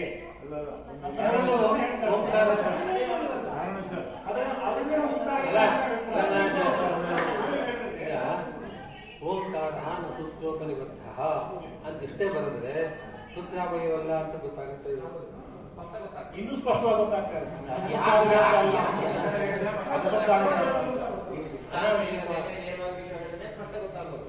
ಅವರು ಆಚಾರ್ಯರಂತೆ ಸಂಕ್ಷಿಪ್ತ ವಚನಗಳು ವಿಸ್ತಾರವಾಗಿ ಬರೆಯೋಲ್ಲ. ಸಂಜ್ಞಾರತ್ನಾವಳಿ ಸ್ವದಾದಷ್ಟು ವಿಸ್ತಾರ ಅಲ್ಲ, ತುಂಬಾ ಸಂಕ್ಷಿಪ್ತವಾಗಿ ಬರತಕ್ಕಂಥ ಎಷ್ಟು ಬೇಕೋ ಅಷ್ಟು ಹೇಳಬೇಕಾಗಿತ್ತು. ನಾ ಅಥಾದಿವತ್ತಂತ ದೃಷ್ಟಾಂತ ಯಾಕೆ ಕೊಡಬೇಕು? ಓಂಕಾರಕ್ಕೂ ಅರ್ಥಶಬ್ದಕ್ಕೂ ಉಪನಿಬಂಧನ ಉಪನಿಬಂಧನದಲ್ಲಿ ವ್ಯತ್ಯಾಸ ಇದೆ. ಉಪನಿಬಂಧನ ಅದು ಅಮೃತತ್ವೇನೋ ಅಥಾದಿವತ್ ಸಂಹಿತಾ ಸಂಹಿತೆಯ ಸೂತ್ರ. ಪ್ರಾಚೀನ ಟೀಕಾಕಾರರಿಗೆ ಪದ್ಮಾವತೀರ್ಥರು, ನೈಸರ್ಗಿಕಾಕಾರರು, ತತ್ವೋಪದೇಶಕಾರರು ಇವರು ಮೂರು ಮಂದಿಗೂ ಕೂಡ ಓಂಕಾರ ಅಲ್ಲಿಲ್ಲ ಅಂತ ಸಂಬಂಧ.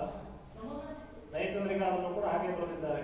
ಏನಂತ ಅಥ ಶಬ್ದಾರ್ಥಸ್ಯ ಮಂಗಲಸ್ಯ ಸರ್ವತ್ರ ಶಬ್ದತಃ ಶಬ್ದತೋಪಿ ಅನುಗತತ್ವಾತ್ ಓಂಕಾರ ಪೃಥಗೇವ ಉಚ್ಚಾರ್ಯತೆ. ಉಚ್ಚಾರ್ಯತೆ ಅಸ್ಮಾಭಿः ಉಚ್ಚಾರ್ಯತೆ ಇತ್ಯರ್ಥ. ಮತ್ತು ಸೂತ್ರಕಾರ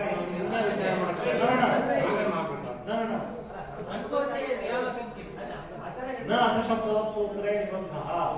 ಅಥ ಶಬ್ದದ ಸೂತ್ರೇ ನಿಬದ್ಧಃ ಸೂತ್ರೇ ನಿಬದ್ಧಃ. ಅನ್ವಯ ಪ್ರತಿಯೋಗಿ ಸಮರ್ಪಣೆಗೆ ಬ್ರಹ್ಮಬೋಧ ಈಗಾಗಲೇ ಮತ್ತು ಓಂಕಾರವನ್ನು ಒಂದು ರೂಢ ಸಾಕಷ್ಟು ಅದಕ್ಕೆ ಮುಂದೆ ವ್ಯಾಖ್ಯಾನಗಳಲ್ಲಿ ಓಂಕಾರವನ್ನು ಇಟ್ಕೊಂಡು ವ್ಯಾಖ್ಯಾನ ಮಾಡಿದ್ದಾರೆ ಅಂತ ಅದಕ್ಕೆ ಕಾರಣ ಹೇಳ್ತಾರೆ. ಕಾರಣ ಅಂತಂದ್ರೆ ಈ ಅಧಿಕರಣಕ್ಕೆ ವಿಷಯವಾಕ್ಯ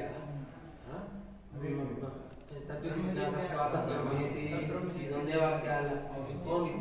ಗೀತೋಪಾಸೀತ ವಿಷಯವಾಕ್ಯ ಸೂಚನೆ ಮಾಡೋದಕ್ಕೋಸ್ಕರವಾಗಿ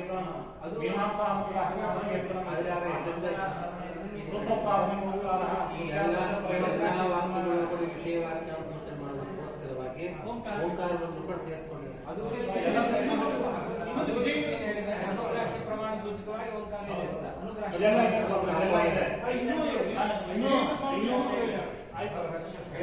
ಇದಲ್ಲದೆ ಶ್ರೀಮದ್ ನ್ಯಾಯ ಸುಧಾರಣೆ ಅಂತ ಹೇಳ್ತೀನಿ ನಾನು. ಸೂತ್ರದ ಓಂಕಾರ ಇಲ್ಲ ಅಂತ ವಾಕ್ಯಾರ್ಥ ಶುರುವಾಗಿದ್ದು ಇದು ಮುಖ್ಯ.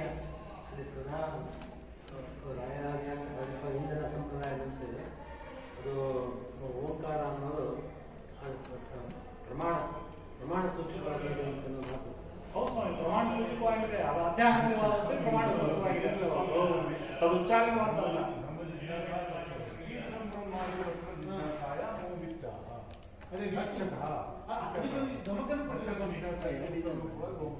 ಜಿಜ್ಞಾಸ ಬ್ರಹ್ಮಶಬ್ದಕ್ಕೆ ವಿಷ್ಣುವೇವ ಅಂತೇಳಿ ಬ್ರಹ್ಮಶಬ್ದಕ್ಕೆ ವಿಷ್ಣು ಅಂತ ಸಮರ್ಥನೆ ಮಾಡ್ತಾರೆ. ಅದು ಅಸೂತ್ರಿತಾರ್ಥ ವರ್ಣನೆ ಆಗ್ತದೆ. ಅಲ್ಲಿ ಕಿಂ ರೂಪಂ ಬ್ರಹ್ಮ ಅಂತ ಪ್ರಶ್ನೆ ಬಂದಾಗ ಓಂ ಅನ್ನೋದ್ರಿಂದ ವಿಷ್ಣುವೇ ಆ ಬ್ರಹ್ಮ ಅಂತ ತಿಳಿಸಿದ್ದಾರೆ ಅಂತ ಅರ್ಥ ಮಾಡಿದಾಗ ಮಾತ್ರ ಅದು ವಿವರಣೆನೇ ಭಾಷೆದ ಕೊಟ್ಟಿದೆ ಅಂತ ಹೇಳಂಗಾಗುತ್ತೆ. ಇಲ್ಲಾಂದ್ರೆ ಕಾಶಿಕದಲ್ಲೂ ಕೂಡ ಬ್ರಹ್ಮಶಬ್ದ ಎಲ್ಲ ಚಂದ್ರಿಕಾದಲ್ಲಿ ಹೇಳಿರುವ ವಿಷಯಗಳನ್ನೇ ಆಮೇಲೆ ವಿರೋಧ ಬರುತ್ತಲ್ವಾ ಮುಂದೆ ಬ್ರಹ್ಮಶಬ್ದ ಯೋಗ ಹೇಳಿದಾಗ ಅದು ಯೌಗಿಕ ರೋಧವಾದ್ರಿಂದ ಒಂದ್ ಕಡೆ ಯೋಗ ತಗೊಳ್ತೀವಿ ಒಂದ್ ಕಡೆ ಯೋಗ ತಗೊಳ್ತೀವಿ. ಚಂದ್ರಿಕಾದಲ್ಲಿ ಚಂದ್ರಿಕಾ ಪ್ರಕಾಶದಲ್ಲಿ ಸಮಾಧಾನವನ್ನು ಕೊಟ್ಟದ್ದಿದೆ, ಇಲ್ಲ ಅಂತಲ್ಲ. ನಾನು ಸುಧಾಮಣಿ ಸಮಾಧಾನ ಆಗುತ್ತೆ. ಅನಗತ್ಯವಾಗಿ ನಾವೇ ಅದೊಂದು ಒಂದು ಯೋಗ ಒಂದು ರೂಢಿ ಅಂತ ಗತಿಕಲ್ಪನೆ ಮಾಡುವ ಒತ್ತಡ ಯಾಕೆ ಅಂತಂದ್ರೆ ಅಲ್ಲ ಪ್ರಯೋಜನಗಳನ್ನು ತೋರಿಸಿಲ್ಲ ಬೇಕಾಗಿರಲಿಲ್ಲ. ಓಂಕಾರ ಮತ್ತು ಬ್ರಹ್ಮಶಬ್ದ ಎರಡು ಸೂತ್ರದಲ್ಲಿದೆ. ಇದ್ದಾಗ ಒಂದು ಶಬ್ದ ಸಾಕಿ ಅದಕ್ಕೆ ಪ್ರಶ್ನೆ. ಆದರೆ ಬ್ರಹ್ಮಶಬ್ದಷ್ಟೇ ವಿಷ್ಣಾವೇವ ಅಂತ ಯಾಕಂದ್ರೆ ಆ ವಾಕ್ಯವನ್ನು ಹೇಳಿದಾಗ ಅದು ರೂಢಿ ಇಟ್ಕೊಂಡು ಹೇಳ್ತಾರೆ.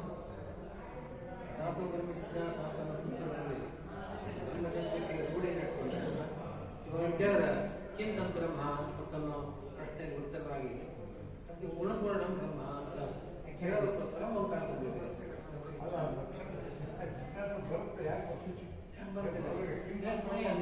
ಅದ್ವೈತನ ಬ್ರಹ್ಮ ಜಿಜ್ಞಾಸ ಮುಚ್ಚಿದ್ದೇವ ನೈವ ನಿರ್ಗುಣ ಬ್ರಹ್ಮ ನ ಜಿಜ್ಞಾಸ ಅಭಿಪ್ರಾಯ ಸ್ವಾಮಿ ಚಂದ್ರಕ್ಕೆ ಗುಣಪೂರ್ಣ ಬ್ರಹ್ಮ ಸುಧಾಮಂದ್ರೆ ಅದು ಪದ್ಮನಾಭ ತೀರ್ಥ ಯಾವ ರೀತಿಯಾದ ವಾಕ್ಯ ಇದೆ ಅದೇ ರೀತಿಯಾದ ವಾಕ್ಯವನ್ನು ಇಟ್ಟುಕೊಂಡು ಸುಧಾಕರು ಕೂಡ ಆಕ್ಷೇಪ ಮಾಡ್ಕೊಂಡು ಉತ್ತರ ಕೊಟ್ಟಿದ್ರು. ಸುಧಾಕರ್ ಕೂಡ ಇಲ್ಲ ಅಂತ ಸಿದ್ಧ ಆಗುತ್ತೆ. ಅದಕ್ಕೆ ವಾಕ್ಯ ಈ ಸುಧಾದ ಆಕ್ಷೇಪ ಏನು ಅಂದ್ರೆ ನಾನು ಸುಧಾದ ಓಂಕಾರವೇ ನಾಸ್ತಿ ಎಂಬುದಾಗಿ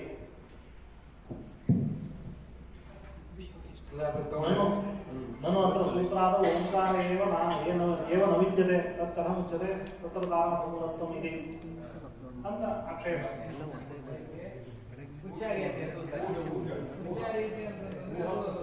ಸರ್ವತ್ರಾಣವದತ್ವೇನ ಪ್ರಭವೋಕ್ತಿಯಲ್ಲಿ ಅಖಿಲೈಹಿ ಉತ್ತರ. ಅದು ಉತ್ತರದಲ್ಲಿ ಏನು ವ್ಯಾಖ್ಯಾನ ಏನು ಮಾಡಿದ್ರೆ ಅಖಿಲೈಹಿ ಸೂತ್ರಪಾಠಕೈಹಿ ಯದ ಪೃಥಕ್ ಅಸಂಹಿತತೆಯ ಓಂ ಕ್ರಿಯತೆ ತತ್ ಸರ್ವೇಷು ಸೂತ್ರೇಷು ಅನುಪದತ್ವೇನ ಅಭಿಲಷಿತೇನ ನಿಮಿತ್ತೇನ ಉಪಪದ್ಯತೆ ಏತದುಕ್ತಂ ಭವತಿ. ಸರ್ವಾಣಿ ಸೂತ್ರಾಣಿ ಪ್ರತ್ಯೇಕಂ ಅನೇಕ ವೇದವಾಕ್ಯ ವಿಚಾರಪರತ್ವಾತ್ ಅವಾಂತರ ಬ್ರಹ್ಮವಿದ್ಯಾಃ ಸರ್ವೋತ್ತಮಂ ಪದಂ ಬ್ರಹ್ಮ ಪರಸ್ತಾತ್ ವಿಷಯೇತಿ ಶ್ರೋತ ಅರ್ಥವಾದ ಸಾಮರ್ಥ್ಯ ಸರ್ವಾಸು ಬ್ರಹ್ಮವಿದ್ಯಾಸು ಆದ್ಯಂತಯೋ ಓಂಕಾರಸ್ಯ ಊಹಂ ಕರ್ತವ್ಯೇತಿ ಗಮ್ಯತೆ. ಅಕಸ್ಮಾತ್ ಯಾವುದರಿಂದ ಓಂ ಅಥವಾ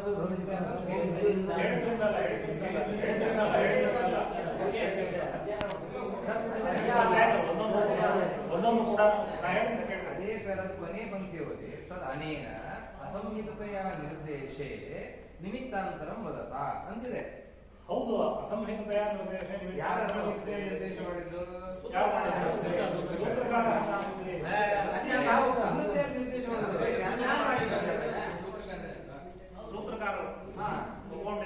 ಸೂತ್ರಕಾರ ಮಾಡಿದ್ದೇನು ಅಂತಂದ್ರೆ ಅವರು ಅಭ್ಯಾಸವಾದ ಒಂದು ಓಂಕಾರವನ್ನೇ ಅವರು ಅಸಂಹಿತತೆಯ ನಿರ್ದೇಶ ಮಾಡಿದ್ದಾರೆ, ಘಟಕವಾದ ಮಾಡಿಲ್ಲ.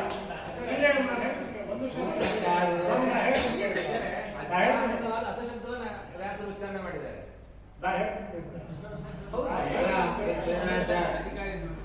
ಸೂತ್ರಕೃತ ನಿರ್ದೇಶಕೃತ ಅಂತ ಹೇಳೋದು ಅಧ್ಯಾಹರಣ ಅಂತ ಹೇಳೋದು ವಿರುದ್ಧವಾಗಿ. ಸ್ವಾಮಿ ನಾ ಹೇಳ್ತೀನಿ ಸ್ವಾಮಿ, ನಿಮಗೆಲ್ಲ ಸಮಾಧಾನ ಇದೆ, ಎಲ್ಲರಿಗೂ ಸಮಾಧಾನ ಇದೆ.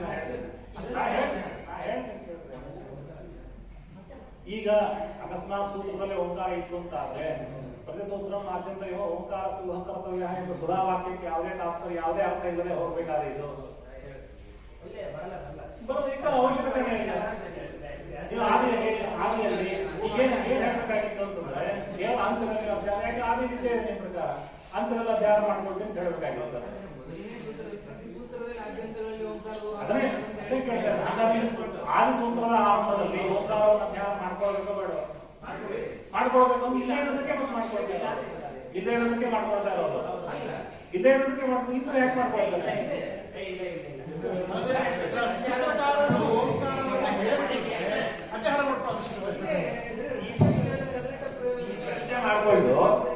ಪ್ರಶ್ನೆ ಮಾಡಿಕೊಂಡು ಕಾಶಿಕಾಲದಲ್ಲಿ ಈ ಪ್ರಶ್ನೆ ಮಾಡಿಕೊಂಡು ಕಾಶಿಕಾಲದಲ್ಲಿ ಕೊಟ್ಟಿದ್ದಾರೆ.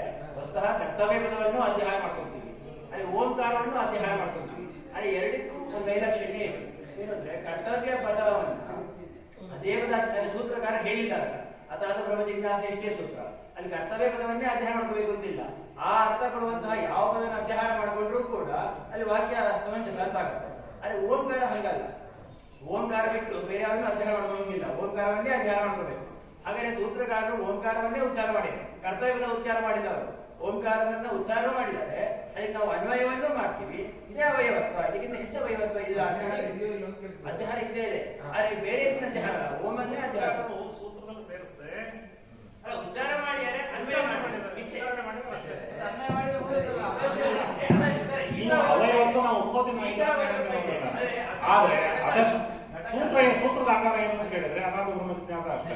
ಅವಯವತ್ತು ಉಂಟು, ಓಂಕಾರ ಉಚ್ಚಾರ ಅದಕ್ಕೆ ಉತ್ತರ ಕೊಡ್ತೇನೆ. ಸೂತ್ರಕಾರರು ಹೇಳಿದ್ದಾರೆ ಅಂತ ಶ್ರೀನಿವಾಸ ಟೀಕಾಚಾರ್ಯ ಹೇಳಿದ್ದಾರೆ. ಏನು ಸೂತ್ರಕಾರ ಓಂಕಾರ ಶಬ್ದ ಆದಿತ ಕೃತವಾನ್ ಅಂತ ಹೇಳಿದ್ದಾರೆ. ಅದೇ ಉತ್ಪನ್ನ ಆಗುತ್ತೆ ಅಂತ ನೋಡೋದಕ್ಕೆ ರಾಯರು ಸ್ಪಷ್ಟವಾಗಿ ಬರೆದು ಬಿಟ್ಟಿದ್ದಾರೆ. ನಾನೇನು ಹೇಳೋ ಅವಶ್ಯಕತೆ ಇಲ್ಲ, ನಾವು ಬಂದದ್ದನ್ನು ಓದ್ತಿಲ್ಲ. ನಾವು 3 ರೀತಿ ಬರೆದಿದ್ದಾರೆ.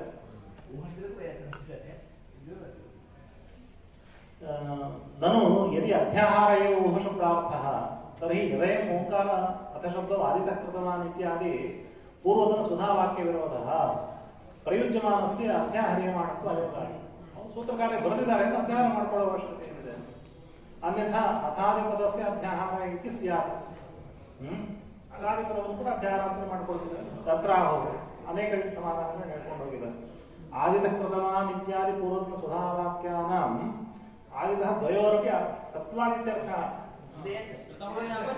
कथं सत्त्वात्? अध्याहारेण सत्त्वादित्यर्थः. अधशब्दस्य आदौ कृतत्वमस्ति किल? अत्र स्वयं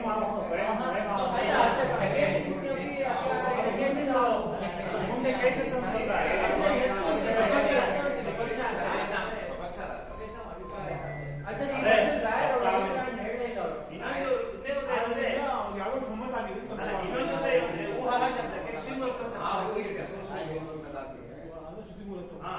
ಊಹಾ ಶಬ್ದಕ್ಕೆ ಊಹಾ ಎರಡನೇ ವ್ಯಾಖ್ಯಾನ ಅಂದ್ರೆ ಊಹಾ ಕಾರ್ಯ ಊಹೆ ಮಾಡಬೇಕಾಗಿಲ್ಲ.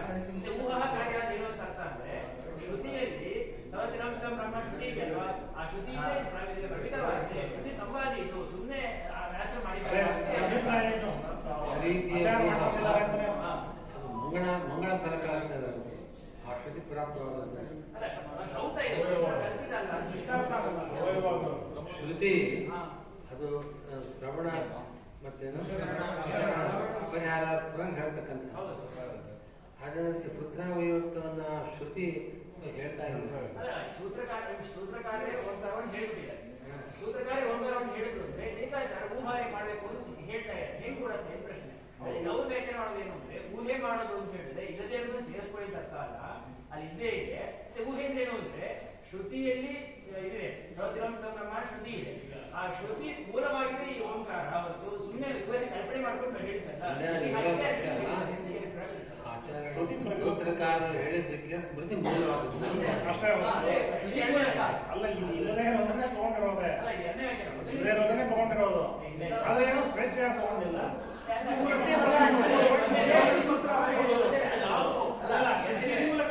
ವ್ಯಾಖ್ಯಾನ ಮಾಡಿದಾಗಲೂ ಶ್ರುತಿ ಹೇಳಿರೋದು ಏನಕ್ಕೋಸ್ಕರ ಅದನ್ನ ಮಾಡ್ಲಿಲ್ಲ ಅಂತ ನಿಮಗೆ ದೋಷ ಬರುತ್ತೆ ಅನ್ನೋ ಕಾರಣಕ್ಕೆ ಹೇಳಿದಾರೆ. ಅದನ್ನ ಹೇಳಿದ್ದು ಅಂತ ಹೇಳ್ಬಿಟ್ಟು ಸೂತ್ರಾವಯವತ್ತು ಸಿದ್ಧಾಂತ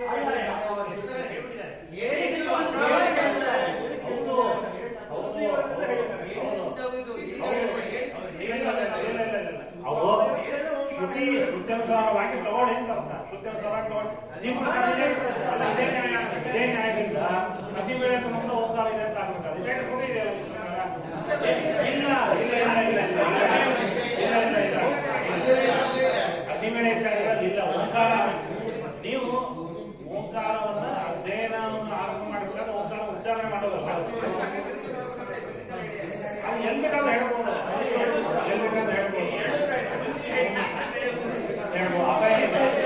ನೋಡ್ರಿ. ಇನ್ನೊಂದು ಅದಕ್ಕೆ ಏನಂತಂದ್ರೆ ಸ್ವಭಕ್ತವನ್ನು ಇದನ್ನ ಹೇಳಿ ಅವ್ರ ವಾಕ್ಯ ದತ್ತ ಸೂತ್ರ ಕೃತ ಅಥಾದಿ ಶಬ್ದ ಸಮಕಕ್ಷತೆಯಾಗಿ ಓಂಕಾರ ಕೃತತ್ವ ಅಭಿಪ್ರಾಯೇಣ ಸೂತ್ರಕಾರರು ಅಥಾದಿ ಶಬ್ದ ಸಮಕಕ್ಷತೆ ಓಂಕಾರವನ್ನು ಉಚ್ಚಾರಣೆ ಮಾಡಿಲ್ಲ, ಉಚ್ಚಾರಣೆ ಮಾಡಿದ್ದಾರೆ ಅನ್ನೋ ಅಭಿಪ್ರಾಯದಿಂದ ಟೀಕಾಚಾರ ಹಾಕಿ ಬರೋದಿಲ್ಲ, ಸ್ಪಷ್ಟವಾಗಿ ಬರೀತಾ ಇದ್ದಾರೆ. ಮುಂದೆ ಅಲ್ಲ ಹೇಳ್ತಾ ಇದ್ದಾರೆ. ಮಧ್ಯದಲ್ಲಿ ಚಂದ್ರಿಕಾಂತನು ಚಂದ್ರಿಕಾದಲ್ಲಿ ಹೇಳ್ತಕ್ಕಂಥ ಪಕ್ಷ ಎರಡು ಪಕ್ಷಗಳು ಸೂಕ್ತವಾದ ಓಂಕಾರ. ಆದರೆ ಈ ಪಕ್ಷಕ್ಕೆ ಯಾವುದೇ ಒಂದು ಪ್ರಮಾಣ ಇಲ್ಲ ಎಂಬುದಾಗಿ ಸ್ವಯಂ ಚಂದ್ರಿಕಾ ಪ್ರಕಾಶಕಾರೇ ಬರೆದಿದ್ದಾರೆ. ಅದನ್ನು ಮನಸ್ಸಲ್ಲಿ ಇಟ್ಕೊಳ್ಬೇಕಷ್ಟೇ ನಾವು. ಯಾವುದೇ ಪ್ರಮಾಣದಲ್ಲಿ ಎರಡು ಓಂಕಾರಗಳನ್ನು ಕಲ್ಪನೆ ಮಾಡುವ ಇಲ್ಲ ಅಂತ ಸ್ವಾರಸ್ಯವನ್ನು ಮುಂದೆ ಹೋಗಿದ್ದಾರೆ ಪ್ರಕಾಶಕರು. ಆದ್ರಿಂದಾಗಿ ಇದು ಸುಮ್ಮನೆ ಉದ್ಭಾವಿಸುವಂತ ಪಕ್ಷ ಅಂತ ಹೊರತು ಸ್ವರಸವಾದ ಪಕ್ಷ ಅಲ್ಲ ಅಂತ ಗೊತ್ತಾಗುತ್ತೆ.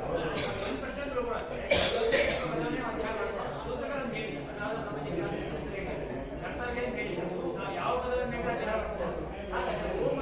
ಅದೇ ಓಮೆ ಹೇಳಿಕೊಟ್ಟಿಲ್ಲ, ಪ್ರಣವಾನೇ ಹೇಳಿಕೊಟ್ಟಿಲ್ಲ. ಯಾವ ಪದವನ್ನು ಕೇಳ್ಕೋಬಹುದು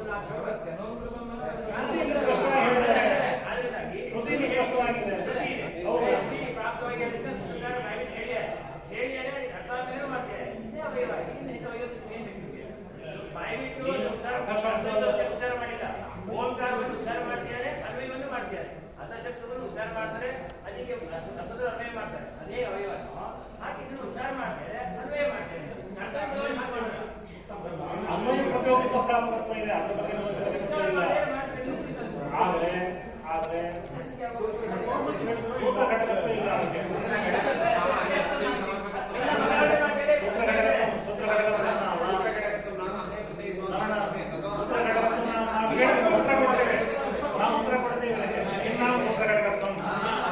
किन्नाम सूत्रमिति प्रश्नस्य प्रश्नोत्तर विषयत्वं किन्नाम सूत्रमिति प्रश्नस्य उत्तर विषये अभावत्वं ज्ञाते तां मात्रमेव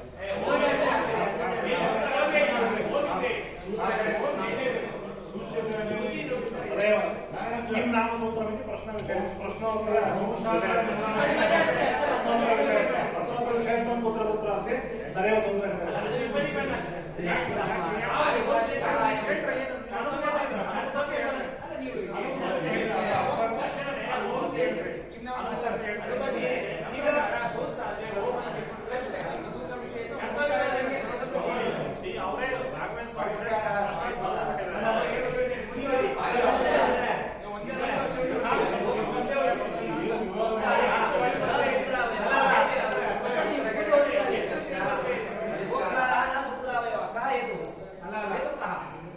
सूत्रकृता अनुच्चारितत्वं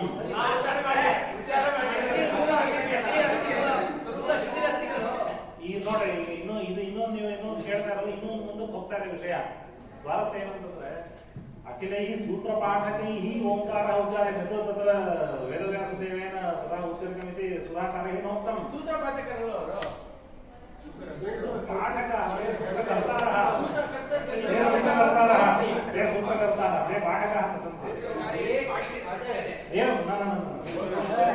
पाठकರು ಬೇರೆ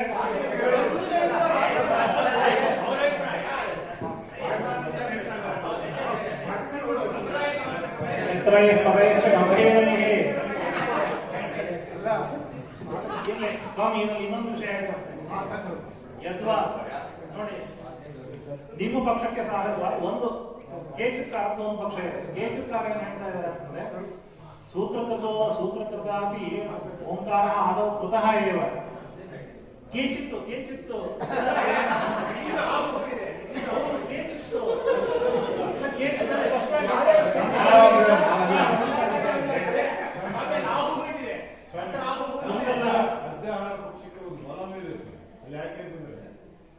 ಆಕಾಂಕ್ಷೆ ಇದ್ರೆ ಅಧ್ಯಾಹಾರ, ನಿಷೇಧಕ್ಕೆ ಕ್ಷಣಕ್ಕೆ ಇತ್ಯಾದಿ ಪದಗಳಲ್ಲಿ ಆಕಾಂಕ್ಷೆ ಇದೆ, ಕ್ರಿಯಾಪದಗಳು ಅಧ್ಯಾಹಾರ ಇದೆ. ಹಾಗೆ ಏನು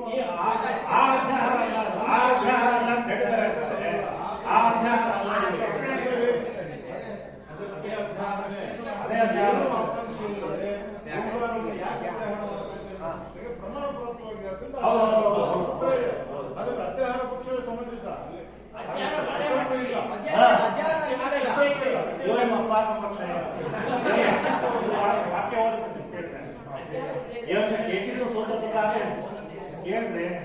ಸೂತ್ರಕೃತಾಪಿ ಓಂಕಾರ ಆದೌ ಕೃತಃ ಏವ ಊಹಾ ಇತ್ಯುಕ್ತಸ್ತು ನಿಂದಾರ್ಥವಾದ ರೂಪ ಇದೇ ಮೂಲದ ಅಭಿಪ್ರಾಯ.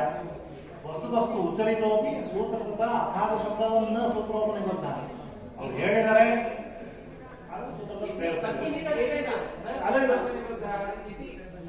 ಅಲ್ವಾ ಸೂತ್ರಕೃತ ಓಂಕಾರ ಔಪಚಾರಿಕ ಇತಿ ಪಕ್ಷ केषाञ्चित् राघवेन्द्र स्वामिनां नास्ति अयं पक्षः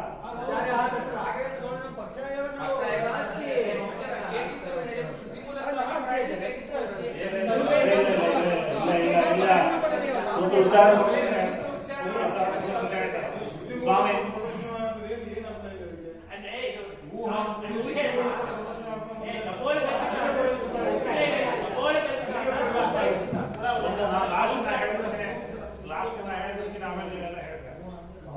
ಅದೇ ಒಂದೇ ಏವಂಚ ರಾಘವೇಂದ್ರ ಸ್ವಾಮಿಗಳು ಪ್ರಶ್ನೆ ಮಾಡಿಕೊಂಡು ಅತ್ರಾಹು ಅಂತ ಒಂದು ಉತ್ತರ ಕೊಟ್ಟಿದ್ದಾರೆ.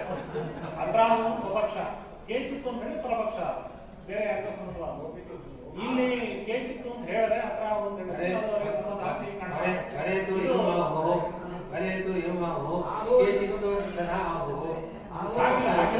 ಆಗಿಲ್ಲ ಇಲ್ಲಿ ಕೇಚಿತ್ತು ಅಂತೆಲ್ಲ ಇಲ್ಲ. ಮುಂದಿನ ಪಕ್ಷ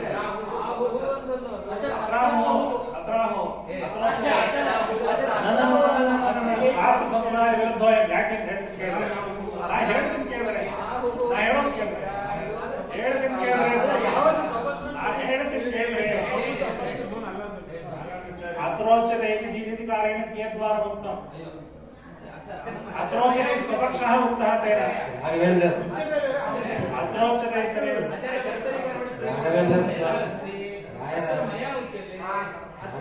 ಸ್ವಾಮಿಗಳ ಸ್ವಭಾವನೆ ರಸಭ್ಯಸ್ಥಾಕಂ ಮೀಮಾಂಸತೆ. ಅವರ ಆ ರೀತಿ ಹೇಳ್ತಾರೆ, ಇವರ ಆ ರೀತಿ ಹೇಳ್ತಾರೆ. ನಮ್ಮ ಅಭಿಪ್ರಾಯವಿಲ್ಲ ಅಂತ ಹೇಳೋದಿಲ್ಲ. ರಸಭ್ಯಸ್ಥಾಕಂ ಮೀಮಾಂಸತೆ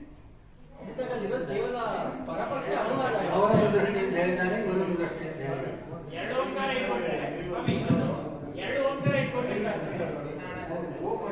ಸ್ವಾಮಿ. ಎರಡು ಓಂಕಾರ ಇಟ್ಕೊಂಡ್ರೆ ಒಂದು ಓಂಕಾರ ಊಹೆ ಮಾಡೋದು, ಇನ್ನೊಂದು ಓಂಕಾರ ಸೂತ್ರಕಾರ ಹೇಳಿದ್ರು ಕೊಡುತ್ತೆ, ಸಮಸ್ಯೆನೇ ಆಗಲ್ಲ. ಒಂದು ಓಂಕಾರ ಇಟ್ಕೊಂಡು ಮಾತ್ರ ಊಹೆ ಮಾಡೋದು. ಒಂದು ಓಂಕಾರ ಕಷ್ಟ ಇದೆ, ಎರಡನೇ ಓಂಕಾರ ಸೂತ್ರಕಾರ ಹೇಳಿದ್ದಾರೆ.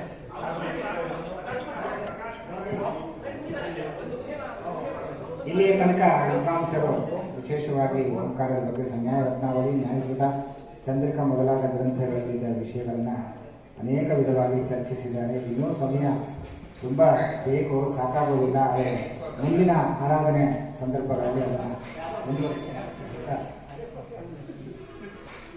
ಪೂಜ್ಯ ಶ್ರೀ ಉಭಯ ಶ್ರೀಪಾದಗಳಿಂದ ಈಗ ಅನುಗ್ರಹ ಸಂದೇಶ ಮತ್ತು ಉಪಸಂಹಾರ ಆಗಲಿಕ್ಕಿದೆ ಈ ಕಾರ್ಯಕ್ರಮ. ಹಾಗಾಗಿ ಪರಮ ಪೂಜ್ಯ ಶ್ರೀ ಸುಜಯನಿಧಿ ತೀರ್ಥ ಶ್ರೀಪಾದಗಳವರು ಅನುಗ್ರಹ ಸಂದೇಶವನ್ನು ಕೊಡಬೇಕು.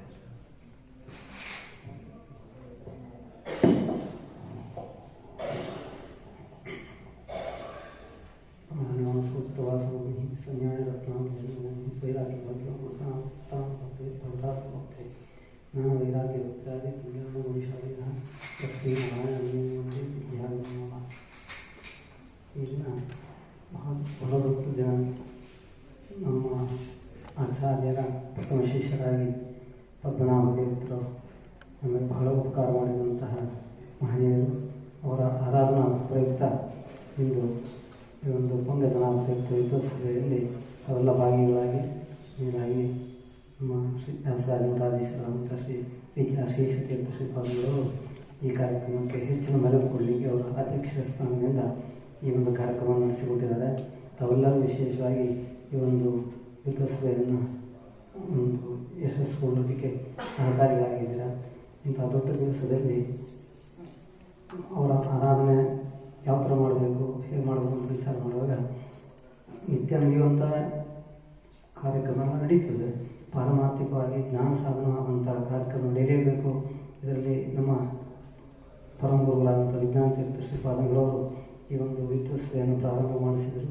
ಅದನ್ನು ಮುಂದುವರಿಸಬೇಕು ಅನ್ನೋ ಒಂದು ಸಂಕಲ್ಪದಿಂದ ಇದಕ್ಕೆ ನಾವು ಮೋಹನಾಚಾರ್ಯ ಮತ್ತು ವೇದವ್ಯಾಸರಲ್ಲಿ ತಿಳಿಸಿದಾಗ ಇಲ್ಲ ಈ ಓಂಕಾರ ಶಬ್ದದಿಂದ ಇದನ್ನು ಚರ್ಚೆಗಿಟ್ಟು ಅದನ್ನು ಏನಾದರೂ ಒಂದು ನಿರ್ಣಯ ಮಾಡೋಣ, ಪ್ರಯತ್ನ ಮಾಡೋಣ, 4 ಜನ ಪಂಡಿತರನ್ನು ಇಲ್ಲಿ ಸೇರಿಸಿ ಅವರ ಅಭಿಪ್ರಾಯಗಳನ್ನು ಸಂಗ್ರಹಣೆ ಮಾಡೋಣ ಅಂತ ಹೇಳಿ ಇದು ಪದ್ಮನಾಭ ದೇವರಿಗೆ ಸಂಬಂಧವಾಗಿರುವಂತಹ ಕಾರ್ಯಕ್ರಮ.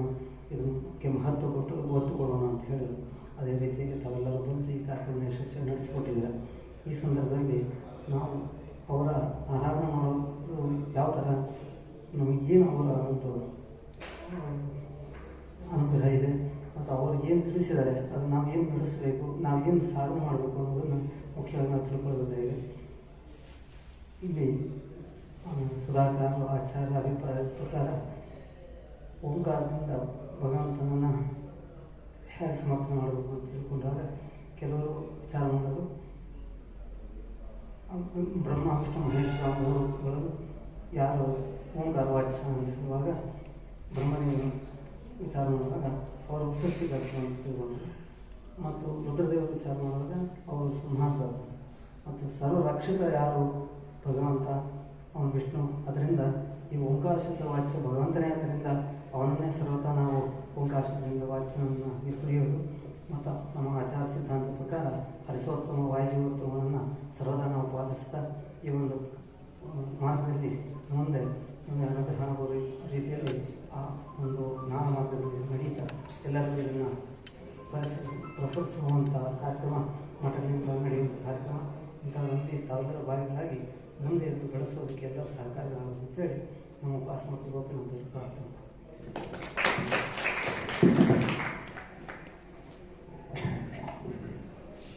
ಪೂಜ್ಯ ವ್ಯಾಸರಾಜ ಮಠಾಧೀಶ ಶ್ರೀಪಾದಂಗಳವರು ತಮ್ಮ ಅನುಗ್ರಹ ಸಂದೇಶದೊಂದಿಗೆ ಈ ವಾಕ್ಯಾರ್ಥ ಸಭೆಯ ಉಪಸಂಹಾರವನ್ನು ಕೂಡ ಮಾಡಿ ಅನುಗ್ರಹಿಸಬೇಕು ಅಂತ, ಅದರ ಸಾರವನ್ನು ಕೂಡ ಅದನ್ನು ತಿಳಿಸಿಕೊಡಬೇಕು ಅಂತ ಅವರಿಗೆ ಪ್ರಾರ್ಥನೆ.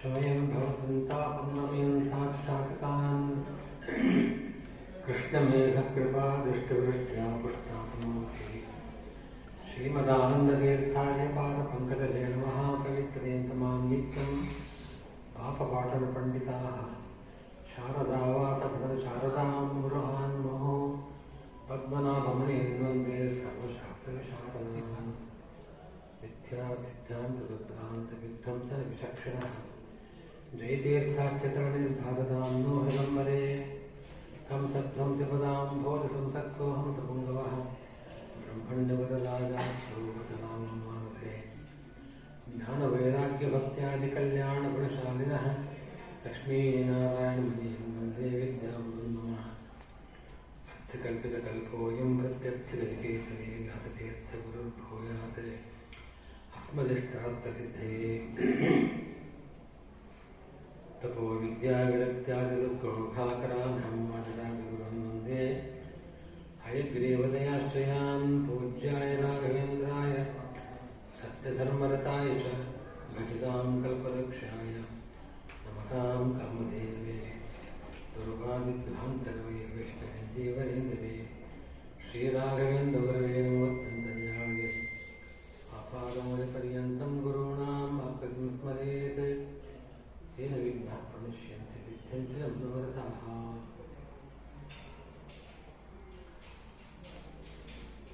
ಪ್ರಾತಸ್ಮರಣೀಯರಾದ ಶ್ರೀ ಪದ್ಮನಾಭತೀರ್ಥರ ಆರಾಧನಾ ಮಹೋತ್ಸವವನ್ನು ಅವರ ವಿಶೇಷ ಸನ್ನಿಧಾನ ಇರತಕ್ಕಂಥ ಮುಳಬಾಗ ಕ್ಷೇತ್ರದಲ್ಲಿ ಆಚರಿಸ್ತಕ್ಕಂಥದ್ದು. ಈ ಕಾರ್ಯಕ್ರಮದಲ್ಲಿ ನಾವೆಲ್ಲರೂ ಭಾಗಿಗಳಾಗಿರತಕ್ಕಂಥದ್ದು ಅವರ ವಿಶೇಷ ಅನುಗ್ರಹಕ್ಕೆ ಕಾರಣ ಅಂತ ಹೇಳಬೇಕಾಗುತ್ತಿಲ್ಲ.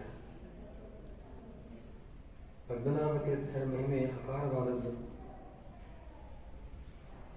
ಸಂಬಂಧ ವಿಷಯದಲ್ಲಿ ಆಚಾರ್ಯರ ಸಾಕ್ಷಾತ್ ಶಿಷ್ಯರು ಅನೇಕರಿದ್ದರು. ಆ ಅನೇಕ ಶಿಷ್ಯರ ವಿವರಗಳನ್ನು ನೋಡ್ತೇವೆ. ಮೊಟ್ಟ ಮೊದಲು ಪದ್ಮನಾಭತೀರ್ಥರ ಪ್ರಸ್ತಾಪ ಬರತಕ್ಕಂಥದ್ದು 9ನೇ ಸರ್ಗದಲ್ಲಿ. ಯೋ ಗೋದಾಯ ಉಪಾಯೋ ಸ ಪದ್ಮನಾಭತೀರ್ಥಾಖ್ಯೋ ಅಂತ ಆ ಶ್ಲೋಕದಲ್ಲಿ ಗೋದಾವರಿ ತೀರದಿಂದ ಬಂದವರು ಅಂತ. ಗೋದಾವರಿ ತೀರದಿಂದ ಬಂದ ಪದ್ಮನಾಭತೀರ್ಥರು ಅವರ ಆಶ್ರಮ ಸ್ವೀಕಾರ ಮಾಡಿದ್ದು ಆಚಾರ್ಯರ ಹತ್ತಿರವೇ. ಅವರು ಆ ಕಾಲದಲ್ಲಿ ಅಷ್ಟು ದೂರದಿಂದ ಬಂದಿದ್ದಾರೆ.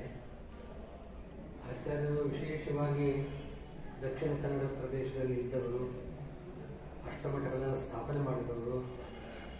ಅಷ್ಟಮಠಗಳಲ್ಲೂ ಕೂಡ ಮಹಾ ತಪಸ್ವಿಗಳು, ಮಹಾಜ್ಞಾನಿಗಳು ಆ ಕಾಲದಲ್ಲಿ ಇದ್ದವರು. ಅಷ್ಟರ ಮಧ್ಯೆ ಪದ್ಮನಾಭ ತೀರ್ಥರನ್ನ ನಾರಾಯಣ ಪಂಡಿತಾಚಾರ್ಯರು ಪ್ರಶಂಸೆ ಮಾಡಿದಷ್ಟು ವಿಷ್ಣು ತೀರ್ಥರನ್ನ ವಿಶೇಷವಾಗಿ ಅವರ ಮಹಿಮೆಯನ್ನು ಹೇಳ್ತಾರೆ ಮತ್ತು ವಿಷಯದಲ್ಲಿ ಪದ್ಮನಾಭತೀರ್ಥರ ಮಹಿಮೆಯನ್ನು 2 ಸರ್ತಿ ಹೇಳ್ತಾರೆ. 9ನೇ ಸರ್ಗದಲ್ಲಿ ಹೋಗ್ತಾರೆ, ಪುನಃ 15ನೇ ಸರ್ಗದಲ್ಲಿ ಹೋಗ್ತಾರೆ. ಕೃಷ್ಣತೀರ್ಥರ ಮಹಿಮೆಯನ್ನು ನಾವು ಕೇಳೋದು 15ನೇ ಸರ್ಗದಲ್ಲಿ ಮಾತ್ರ. ಮಹಾತಪಸ್ವಿಗಳು ಆಚಾರ್ಯರ ಪರಮಾನುಗ್ರಹ ಪಾತ್ರಗಳನ್ನು ನಾವು ಕೇಳ್ತೇವೆ. ಅವರು ಪದ್ಮನಾಭ ತೀರ್ಥರು ಆಚಾರ್ಯರ ಸೇವೆಯನ್ನು ಹೇಗೆ ಮಾಡಿದ್ದಾರೆ? ಶ್ರುತ್ಯ ಮತ್ಯ ಸದಾ ಭಕ್ತ್ಯ ವಿರಕ್ತ್ಯ ನಿತ್ಯ ಸೇವೆಯ ತಸ್ಮೈ ಪ್ರಸನ್ನ ಪ್ರಾಜ್ಯೇಕ್ಷ ಸತ್ಯೋ ವಿದ್ಯಾಂ ದರೋತು. ಅಷ್ಟು ಶ್ರುತ್ಯ ಮತ್ಯ ಶ್ರವಣಮನನಗಳನ್ನು ಆಚಾರ್ಯರ ಸಮೀಪದಲ್ಲಿ ಮಾಡಿ ಅವರ ಸೇವೆಯನ್ನು ವಿಶೇಷವಾಗಿ ಮಾಡಿದ್ದಾರೆ. ಅಸ್ಮೈ ಪ್ರಸನ್ನ ಪ್ರಾಜ್ಯೇಕ್ಷ ಪೂರ್ಣಪ್ರಜ್ಞರು ಪ್ರಸನ್ನರಾಗಿ ಅವರಿಗೆ ವಿದ್ಯೆಯನ್ನು ಧಾರೆ ಎಳೆದಿದ್ದಾರೆ ಅಂತ ಮಾತನ್ನು ಕೇಳ್ತಾರೆ. ಅದನ್ನು ಅನುಸರಿಸಿಯೇ ಟೀಕಾಕೃತ್ಪಾದರು ಈ ಮಧ್ಯ ಈ ಶ್ಲೋಕವನ್ನು ಅನುಸರಿಸಿಯೇ ಅವರು ಪದ್ಮನಾಭ ತೀರ್ಥರನ್ನ ಮಂಗಳಾಚರಣೆ ಶ್ಲೋಕದಲ್ಲಿ ಹೇಳಿದ್ದರು.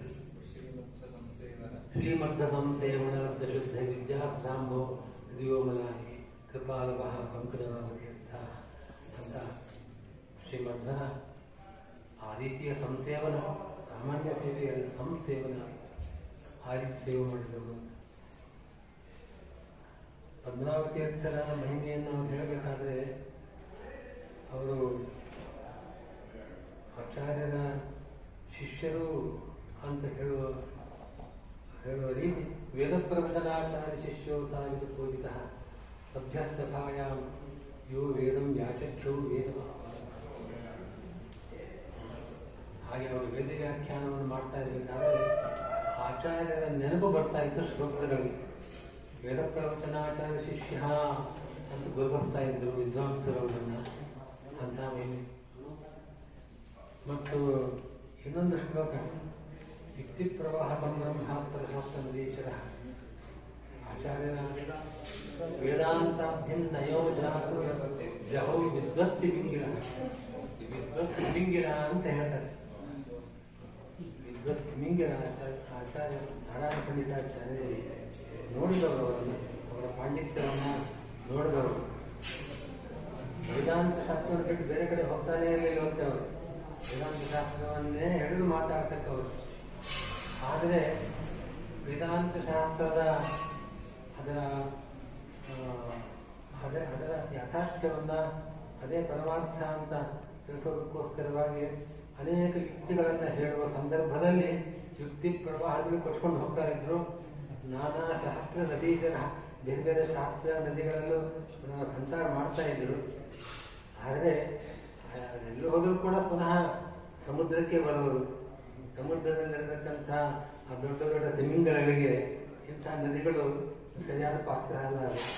ಸ್ವಲ್ಪ ಹೊತ್ತು ಹೋಗ್ತವೆ, ಪುನಃ ಸಮುದ್ರಕ್ಕೆ, ವೇದಾಂತ ಶಾಸ್ತ್ರ ಸಮುದ್ರಕ್ಕೆ ಪದ್ಮನಾಭ ತೀರ್ಥ ಬರ್ತಾ ಇದ್ದರು. ಹೀಗೆಲ್ಲ ಪದ್ಮನಾಭ ತೀರ್ಥರ ಮಹಿಮೆಯನ್ನು ಕೇಳಿದವರು. ಋಷಿಕೇಶ ತೀರ್ಥರು ಕೂಡ ಸಂಪ್ರದಾಯ ಪದ್ಧತಿಯಲ್ಲಿ ಅವರನ್ನು ಕರ್ನಾಟಕ ಪೂರ್ವ ಸಜ್ಜನ ಗುರು ಅಂತ ಹೇಳ್ತಾರೆ.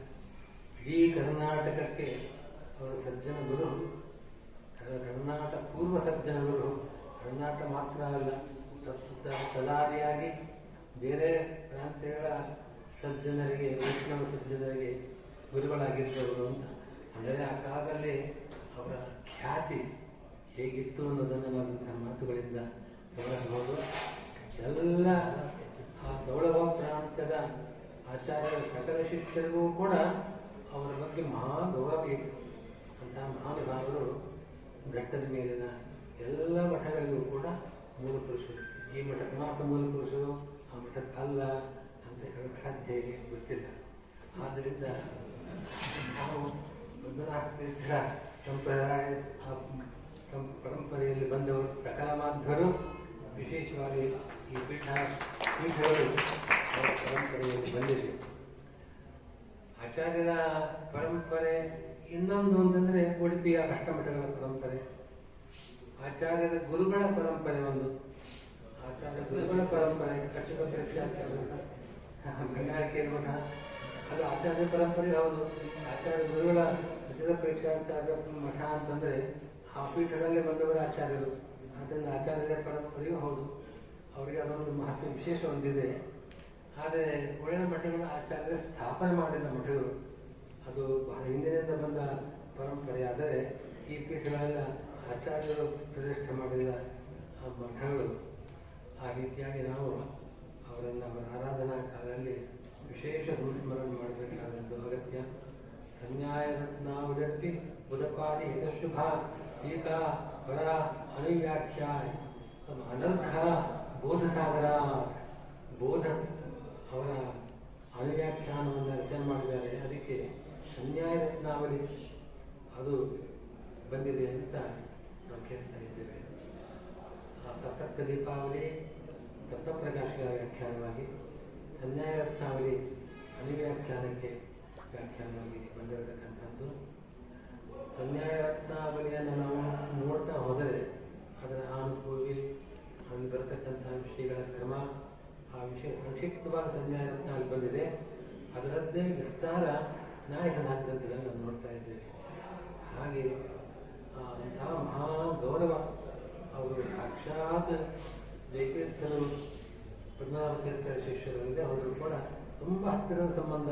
ಪದ್ಮನಾಭ ತೀರ್ಥರ ಪೀಠದಲ್ಲೇ ಅಕ್ಷಯ ತೀರ್ಥರಿಂದ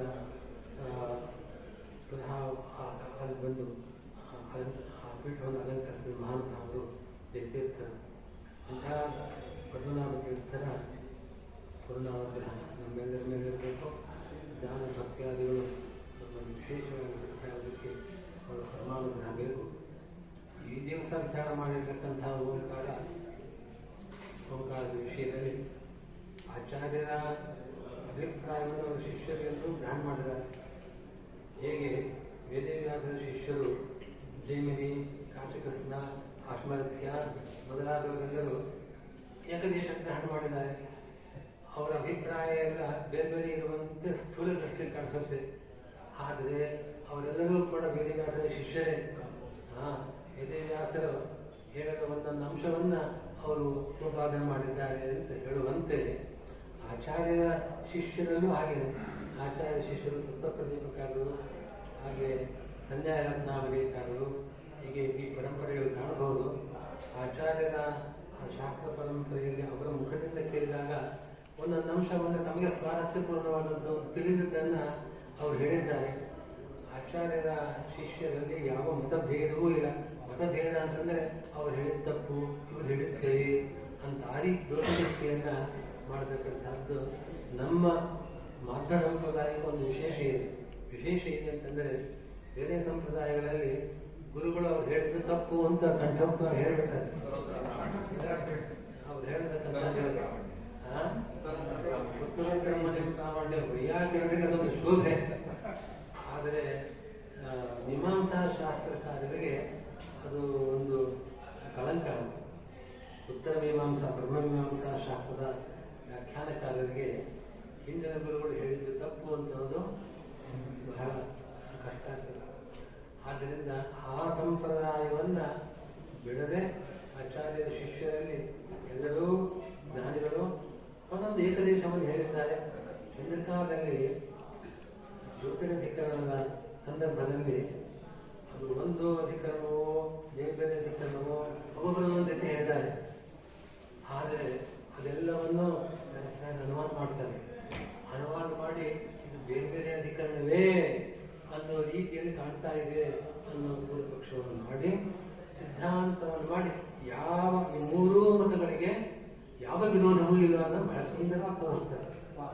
ನಮ್ಮ ಪರಂಪರೆ ಹೇಗಿರಬೇಕು ಅನ್ನೋದು ವ್ಯಾಸ ತೋರಿಸ್ಕೊಡ್ತಾರೆ.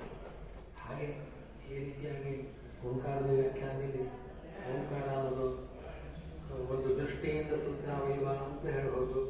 ಸೂತ್ರಾವಯವ ಅಲ್ಲ ಅಂತ ಹೇಳತಕ್ಕಂಥ ಮಾತುಗಳು ಬರ್ತಾ ಇದೆ. ಅದರಲ್ಲಿ ಸಾಮರಸ್ಯ ಚಿಂತನೆ ಮಾಡಬೇಕು. ಜೊತೆಗೆ ನಮ್ಮ ಸಿದ್ಧಾಂತದ ಪ್ರಕಾರ ಈ ಓಂಕಾರದೊಂದು ವೈಶಿಷ್ಟ್ಯ ಇದೆ. ಓಂಕಾರವನ್ನು ಸಕಲ ವೇದಗಳಿಗೂ ಮೂಲ ಅಂತ ವೇದ ಪ್ರಾಮಾಣ್ಯವನ್ನು ಒಪ್ಪುವ ಮಾತ್ರ ಓಂಕಾರ, ಅದರಲ್ಲಿ ಗೌರವ ಅಲ್ಲ. ಅವೈದಿಕರು ಕೂಡ ಓಂಕಾರಕ್ಕೆ ಗೌರವ ಕೊಡ್ತಾರೆ. ಬೌದ್ಧರು ವೇದ ದ್ವೇಷಗಳಲ್ಲಿ ಅಗ್ರೇಸರರು ಬೌದ್ಧರು. ವೇದ ದ್ವೇಷಗಳಲ್ಲಿ ಅಗ್ರೇಸರ ಓಂಕಾರದಲ್ಲಿ ಓಂ ಮಣಿಪತ್ನಿ ಓಂ ಅಂತ ಒಂದು ಮಂತ್ರ ಇದೆ ಅಲ್ಲ, ಅವರು ಓಂಕಾರವನ್ನು ಹೇಳ್ತಾರೆ, ಜಯದೇವರು ಹೇಳ್ತಾರೆ, ಓಂ ನಮೋ ಹರಿಹಂತಾಣ ಅಂತ ಹೇಳ್ತಾರೆ. ನಾವು ಅದೇ ಓಂಕಾರ ಹೇಗಿರಬೇಕು ಅಂತ ಆಚಾರ್ಯರು ಓಂಕಾರ ಉಚ್ಚಾರ ಮಾಡಿದ್ರೆ ದೇವತೆಗಳು ಕೂಡ ಬಹಳ ಆದರದಿಂದ ಕೇಳ್ತಾ ಇದ್ದಂತೆ. ಅನಂತ ಮಾತ್ರ ಅವರ ಆ ರೀತಿ ವೇದ ಓಂಕಾರೋಚ್ಚಾರ ಮಾಡಿ ಸಕಲ ವೇದಗಳಿಗೂ ಕೂಡ ಓಂಕಾರ ಮೂಲವಾಗಿದೆ. ಓಂಕಾರದ ಅಭಿವ್ಯಕ್ತಿಯೇ ಅನೇಕ ಮಂತ್ರಗಳು, ನಾವು ಜಪ ಮಾಡತಕ್ಕಂತಹ ಮಂತ್ರಗಳು ಸಕಲ ವೇದಗಳು ಕೂಡ ಓಂಕಾರ ಮೂಲಕವಾಗಿದ್ದು ಅನ್ನೋದನ್ನು ಆಚಾರ್ಯ ಕಂಠ ಸಂಹಿತೆಯಲ್ಲಿ ಕೊಟ್ಟಿದ್ದಾರೆ. ಇಂಥ ಓಂಕಾರ ವಿಚಾರವಾಗಿ ಚರ್ಚೆ ನಡೆದಿದೆ. ಚರ್ಚೆ ಕೋಲಾಹಲವೂ ಇದೆ ಮತ್ತು ಬೇರೆ ರೀತಿಯಲ್ಲಿ ಇರ್ತದೆ. ಯಾವುದೇ ರೀತಿಯಾಗಲಿ ಈ ಎಲ್ಲ ಆಚಾರ್ಯರ ಅಭಿಪ್ರಾಯವನ್ನು ನಾವು ಇನ್ನೂ ಸ್ಪಷ್ಟವಾಗಿ ತಿಳ್ಕೊಳ್ಬೇಕು. ಇದು ಅನಾದಿ ಕಾಲದಲ್ಲಿ ಯಾವಾಗ ನಡೀತಾ ಇದೆ, ಇನ್ನೂ ನಡೆಯಬೇಕು. ಆಯಾ ಕಾಲದಲ್ಲಿ ಬರ್ತಕ್ಕವರಿಗೆ ಅದು ಹೋಗ್ದೇನೆ ಹಿಂದಿನವ್ರು ಮಾಡಿದ್ದಾರೆ ನಾವು ಮಾಡಿಲ್ಲ ಅಂತ ಹೇಳಕ್ಕಾಗಲ್ಲ. ಆ ರೀತಿಯಾಗಿ ಓಂಕಾರ ವಿಚಾರ ಇದೆ, ನಡೆದಿದೆ. ಈಗ ಬಂದಿರತಕ್ಕಂಥ ಪಂಡಿತರು ಪೂರ್ಣವಾಗಿ ಆ ಗ್ರಂಥಗಳನ್ನು ಅಧ್ಯಯನ ಮಾಡಿಕೊಂಡು ಅವರ ವಾಕ್ಯಗಳನ್ನು ವಿಚಾರ ಮಾಡಿಕೊಂಡು ನಿಷ್ಕೃಷ್ಟವಾಗಿ ಇದು ಇವರ ಅಭಿಪ್ರಾಯ ಅಂತೇಳಿ ಸಿದ್ಧತೆ ಮಾಡಿಕೊಂಡು ಬಂದು ಅನುವಾದ ಮಾಡಿದಾಗ ಪರಸ್ಪರವಾಗಿ ಏನು ಅಭಿಪ್ರಾಯ ಇನ್ನೂ ಸ್ಪಷ್ಟತೆ ಬರ್ತದೆ. ಅಂತ ಒಂದು ಸಭೆಯನ್ನು ಪುನಃ ಮುಂದಿನ ಕಾಯಬೇಕಾಗಿದೆ. ಮುಂದಿನ ಸೇರ್ಬೋದು. ಆ ರೀತಿ ಸಭಾ ನಡೆಯಲಿ. ರೀತಿಯಿಂದ ಶ್ರೀಪಾದಂಗಳವರು ಬಹಳ ವೈಶಿಷ್ಟ್ಯಪೂರ್ಣವಾಗಿ ಶ್ರೀಪಾದರಾಜರ ಆರಾಧನೆಯನ್ನು ಅದೇ ನಡೆಸಿದ್ದಾರೆ. ಪದ್ಮನಾಭ ತೀರ್ಥರು ಪರಂಪರೆಯ ಮೂಲ ಪುರುಷರವರು ಅವರ ಆರಾಧನೆಯನ್ನು ಇಷ್ಟನ್ನು ಸೇರಿಸಿ ಬಹಳ ಚೆನ್ನಾಗಿ ಪ್ರಾಸಕ್ತದಿಂದ ನಡೆದಿರ್ತಕ್ಕಂಥ ಕಾರ್ಯಕ್ರಮ. ದೇವಗಿರಿಯಿಂದ ತುಂಬ ತಂಪಾಗಿದೆ ವಾತಾವರಣ. ಆದ್ದರಿಂದ ಇದೇ ಎಷ್ಟೇ ವಿರುದ್ಧವಾಗಿ ಬೇಸಿಗೆಯಲ್ಲಿ ನಡೆದಿದ್ದರೆ ಏನು ಥರ ಆಗಬೇಕಪ್ಪ ಅಂತಂತಿದ್ರು. ಇವಾಗ ಯಾರು ಕೂಡ ಆ ರೀತಿ ದುಃಖ ಪಡದೆ ಕಟ್ಟಡದಲ್ಲೇ ಆಗಿರುವಂತೆ ಕಾಣಿಸುತ್ತೆ. ಬಹಳ ಆದರದಿಂದ ನಮ್ಮನ್ನು ಹೇಳ್ತಾರೆ. ಈ ಮಕ್ಕಳ ಅವರು ಶ್ರೀಪಾದರಾಜರು ಗುರುಗಳು ರಾಜರಾಜರು ಅಷ್ಟು ಪರಮಭಕ್ತಿಯಿಂದ ಅವರನ್ನು ನಮ್ಮ ಗ್ರಂಥಗಳಲ್ಲಿ ವರ್ಣನೆ ಮಾಡಿದ್ದಾರೆ. ಶ್ರೀಪಾದರಾಜರು ಕನ್ನಡದಲ್ಲಿ ಬರೆದಿರತಕ್ಕಂತಹ ದೇವರ ನಾಮಗಳು ಅಂತಂದ್ರೆ ಧರ್ಮಸುಂದರ ಎಷ್ಟು ಸಲ ಅದನ್ನು ಹಾಡಿದಾಗಲೂ ಕೂಡ ಪುನಃ ಕೇಳಬೇಕು ಅಂತ ಹೊರತಾಗಿ ಸಾಕಿದು ಈಗ ನಾವು ಬರೀತಾರಲ್ಲ 4 ದಿವಸ ಅದಾದ್ಮೇಲಿಂದ ಅದು ಹಳಸೋಗ್ತವೆ. ಹಾಗಲ್ಲ, ಅದು ಹೇಳುವವರ ಭಾವ ಭಕ್ತಿ ಅದರಿಂದಾಗಿ ಅದಕ್ಕೆ ಕೃತಿಗೆ ಮಹತ್ವ. ಅಂತಹ ಪರಮಜ್ಞಾನಿಗಳು ಮಹತ್ವಗಳು ಅವರು ಮಾಡಿರತಕ್ಕಂಥ ಕನ್ನಡ ಕೃತಿಗಳಾಗಲಿ ಅವರ ಶಾಸ್ತ್ರಜ್ಞಾನ ಹೇಗಿತ್ತು ಅನ್ನೋದಕ್ಕೆ ವ್ಯಾಸರಾಯರು ಒಂದು ಪ್ರತೀಕ. ಆ ರೀತಿಯಾಗಿ ಅವರ ಸಂವಿಧಾನದಲ್ಲಿ ಈ ಕಾರ್ಯಕ್ರಮಕ್ಕೆ ನಮ್ಮೆಲ್ಲರನ್ನು ಆಹ್ವಾನ ಮಾಡಿದಾಗ ಸ್ವಾಮಿಗಳು ಅವರಿಂದ ವಿಶೇಷವಾಗಿ ಈ ಮಠದ ಅಭಿವೃದ್ಧಿ ಕಾರ್ಯ ನಡೀತಾ ಇದೆ. ವಿಶೇಷವಾಗಿ ನಡೆಯಲಿ. ನಾವು ಆ ಕಾರ್ಯದಲ್ಲಿ ಸಹಭಾಗಿಗಳಾಗ್ತೇವೆ. ಹಾಗಾಗುವಂತೆ ಅವರ ಅನುಗ್ರಹದಲ್ಲಿ ಪ್ರಾರ್ಥನೆ ಮಾಡಿ. ಪರಮ ಪೂಜ್ಯ ಶ್ರೀಪಾದಂಗಳವರು ಬಹಳ ಸುಂದರವಾದ ಮಾತನಾಡಿದ್ದಾರೆ. ವ್ಯಾಸರಾಜರಂಥ ಮಹಾನುಭಾವರನ್ನ ಜಗತ್ತಿಗೆ ನೀಡಿದ ದಿವ್ಯ ಕ್ಷೇತ್ರ ಇದು. ವ್ಯಾಸರಾಜರು ಶ್ರೀಪಾದರಾಜರು ಓಡಾಡಿದ ಸ್ಥಳ ಅಂತ ಅತ್ಯಂತ ಪಾವನವಾದ ಈ ಸ್ಥಳದಲ್ಲಿ ಈ ಸಭೆ ನಡೆದಿದೆ. ಮತ್ತೆ ಮುಂದಿನ ಸಭೆ ತನಕ ನಾವು ಕಾಯುವುದು ಬೇಡ ಅಂತ ಪೂಜ್ಯ ಶ್ರೀಪಾದಂಗಳವರು ಹೇಳಿದರು. ಶೀಘ್ರದಲ್ಲೇ ಪೂಜ್ಯ ಶ್ರೀಪಾದಂಗಳವರು ವಿದ್ಯಾಶ್ರೀಷತೀರ್ಥ ಶ್ರೀಪಾದಂಗಳವರು ಯಾವತ್ತು ಆಗಮಿಸ್ತಾರೆ ಅವತ್ತು ಸಭೆ ಮಾಡೋದು ಅಂತ. ಹಾಗಾಗಿ ಪೂಜ್ಯ ಶ್ರೀಪಾದಂಗಳವರು ಇದ್ದಲ್ಲಿ ವಿಶೇಷ ವಾಕ್ಯಾರ್ಥ ಸಭೆಗಳು ಇನ್ನೂ ಹೆಚ್ಚು ನಡೆಯಬೇಕು. ಆ ದೃಷ್ಟಿಯಲ್ಲಿ ಪರಮ ಪೂಜ್ಯ ಶ್ರೀಪಾದಂಗಳವರು ಆದಷ್ಟು ನಮ್ಮಲ್ಲಿ ಎಲ್ಲ ಕಾರ್ಯಕ್ರಮಕ್ಕೂ ಕೂಡ ವಿದ್ಯಾಶ್ರೀಷತೀರ್ಥ ಶ್ರೀಪಾದಂಗಳವರು ಆಗಮಿಸಬೇಕು. ಪೂಜ್ಯ ಶ್ರೀಪಾದರು ಹೇಳ್ತಿರ್ತಾರೆ ಅತ್ಯಂತ ಸರಳರು ಅಂತ. ಶ್ರೀತೀರ್ಥ ಶ್ರೀಪಾದಂಗಳವರು ಮೇರು ವಿದ್ವಾಂಸರು. ಅತ್ಯಂತ ದೊಡ್ಡ ದೊಡ್ಡ ಸಭೆಗಳಲ್ಲಿ ಭಾಗವಹಿಸಿದ ಒಂದು ಕೀರ್ತಿ ಅವರದು.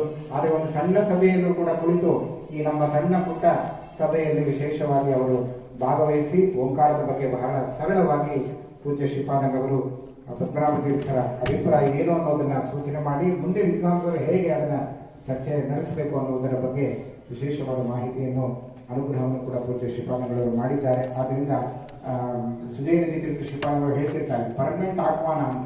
ಯಾಕೆಂದ್ರೆ ಗುರು ಶಿಷ್ಯರ ಮಠದಲ್ಲಿ ಯಾವತ್ತೂ ಕೂಡ ಆಹ್ವಾನ ಇತ್ಯಾದಿ ಕರೆಯುವ ಕ್ರಮವೇ ಇಲ್ಲ. ನಮ್ಮ ಮನೆಗೆ ನಾವು ಹೋಗಬೇಕಾದ್ರೆ ಆಹ್ವಾನ ಇಲ್ಲವೇ ಇಲ್ಲ. ಆದ್ದರಿಂದ ವ್ಯಾಸರಾಜರು ಓಡಾಡಿ ನಡೆದಾಡಿದ ದಿವ್ಯ ಕ್ಷೇತ್ರ ಇದು. ಆದ್ದರಿಂದ ಅವರದ್ದೇ ಕ್ಷೇತ್ರ. ಆದ್ದರಿಂದಾಗಿ ಯಾವತ್ತೂ ಕೂಡ ಇಲ್ಲಿ ಬಂದು ಇಂತಹ ಸಭೆಗಳನ್ನು ನಡೆಸಲಿಕ್ಕೆ ಅವರು ಅನುಗ್ರಹಿಸಬೇಕು ಅಂತ ಮತ್ತೊಮ್ಮೆ ಅವರಲ್ಲಿ ಪ್ರಾರ್ಥನೆ ಮಾಡಿ ಈ ಬೆಳಗ್ಗೆಯಿಂದ ಮತ್ತೆ ಸಂಜೆಯ ತನಕ ನಡೆದಿರತಕ್ಕಂತಹ ಈ ಎಲ್ಲ ಸಭೆ ಜ್ಞಾನಕಾರ್ಯ ವಿದ್ವಾಂಸರ ವಿಶೇಷವಾದ ಚರ್ಚೆಯನ್ನು ನಡೆದಿದೆ. ಇದೆಲ್ಲವನ್ನೂ ಕೂಡ ಉಭಯ ಶ್ರೀಪಾದಂಗಳವರು ವ್ಯಾಸರಾಜರ ಹಾಗೂ ಶ್ರೀಪಾದರಾಜರ ಪದ್ಮನಾಭತೀರ್ಥರ ಅಂತರ್ಗತನಾದ ಗೋಪಾಲಕೃಷ್ಣ ಉಭಯ ಕೃಷ್ಣನಿರ ಅಭಿನ್ನನಾಗಿರ್ತಕ್ಕಂತಹ ಕೃಷ್ಣ ಇಬ್ಬರು ಕೃಷ್ಣರು ಇವತ್ತು ಸೇರಿದ್ದಾರೆ. ಆ ಕೃಷ್ಣನಲ್ಲಿ ವಿಶೇಷವಾಗಿ ಅವರು ಅರ್ಪಿಸಬೇಕು ಅಂತ ಪ್ರಾರ್ಥನೆ ಮಾಡಿ ತ್ರಿವೇಣಿ ಸಂಗಮದಂತೆ ನಮ್ಮ ಬನ್ನಂಜಿ ರಾಘವೇಂದ್ರ ತೀರ್ಥರು ಕೂಡ ಈ ಸಭೆಗೆ ಒಂದು ಒಳ್ಳೆ ಮೆರುಗು ಬರುವಂತೆ ಅವರು ಕೂಡ ಮಾಡಿದ್ದಾರೆ.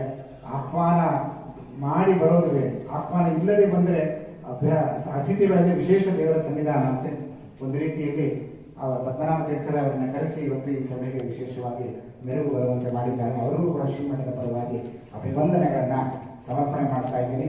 ಪೂಜ್ಯ ಶ್ರೀ ವಿದ್ಯಾಶ್ರೀ ತೀರ್ಥ ಶ್ರೀಪಾದಗಳವರಿಗೆ ಶ್ರೀಮಠದ ಪರವಾಗಿ ಗೌರವವನ್ನ ಪೂಜ್ಯ ಶ್ರೀಪಾದಗಳವರು ಅರ್ಪಿಸಬೇಕು ಅಂತ ಅವರಲ್ಲಿ ನಾನು ಇದಾದ ನಂತರದಲ್ಲಿ ಎಲ್ಲ ವಿದ್ವಾಂಸರು ಕೂಡ ಪೂಜ್ಯ ಶ್ರೀಪಾದಂಗಳವರಿಗೆ ಅನುಗ್ರಹ ಮಂತ್ರಾಕ್ಷತೆಯನ್ನು ಪಡ್ಕೊಳ್ಬೇಕು. ಎಲ್ಲ ವಿದ್ವಾಂಸರು ಹೀಗೆ ಬಂದು ಈ ಚರ್ಚೆಯನ್ನು ಮುಂದುವರಿಸಬೇಕು. ಜಿನಾರಾಯಣಾಚಾರ್ಯರು ಮತ್ತು ಸುಧೀಂದ್ರಾಚಾರ್ಯರು, ರಾಮವಿಠಲಾಚಾರ್ಯರು, ವೆಂಕಟೇಶಾಚಾರ್ಯರು ಎಲ್ಲರೂ ಕೂಡ ಇನ್ನೂ ಅನೇಕ ವಿದ್ವಾಂಸರು, ಮಾತೃಶ್ವಾಚಾರ್ಯರು ಮತ್ತು ಗುರುರಾಜಾಚಾರ್ಯರು, ಉಭಯ ಗುರುರಾಜಾಚಾರ್ಯರು ಕೂಡ ವಿಶೇಷವಾಗಿ ಬಂದು ನಮ್ಮ ಆಚಾರ್ಯರು ಕೂಡ ಸಭೆಗೆ ಬಂದಿದ್ದಾರೆ. ಅವರು ಕೂಡ ವಿಶೇಷವಾಗಿ ಮುಂದಿನ ಸಭೆಗಳಿಗೆ ಬಂದು ನಡೆಸಿಕೊಡ್ಬೇಕು ಅಂತ ಶ್ರೀಮಠದ ಪರವಾಗಿ ಅವರೆಲ್ಲ ಪ್ರಾರ್ಥನೆ ಮಾಡ್ಕೊಳ್ತೀನಿ. ಈಗ ಗುರುಗಳಿಗೆ ಗೌರವ ಸಮರ್ಪಣೆ ಹಾಗೂ ಕಾಣಿಕೆ ಸಮರ್ಪಣೆಯನ್ನು ಪೂಜ್ಯ ಶ್ರೀಪಾದಂಗಳವರು ನಡೆಸಿಕೊಡ್ತಾರೆ.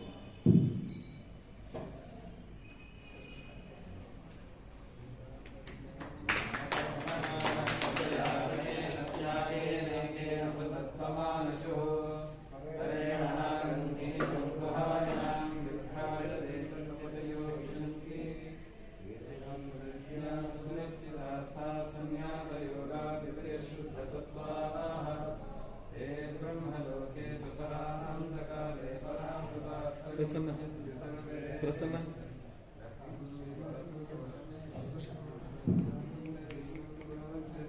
ಮಠದ ಎಲ್ಲ ವಿದ್ಯಾರ್ಥಿಗಳು ಹಾಗೆ ವಿದ್ವಾಂಸರು ಕೂಡ ಪೂಜ್ಯ ಶ್ರೀಪಾದಂಗಳವರಿಗೆ ಅನುಗ್ರಹ ಮಂತ್ರಾಕ್ಷತೆಯನ್ನು ಪಡ್ಕೊಳ್ಬೇಕು.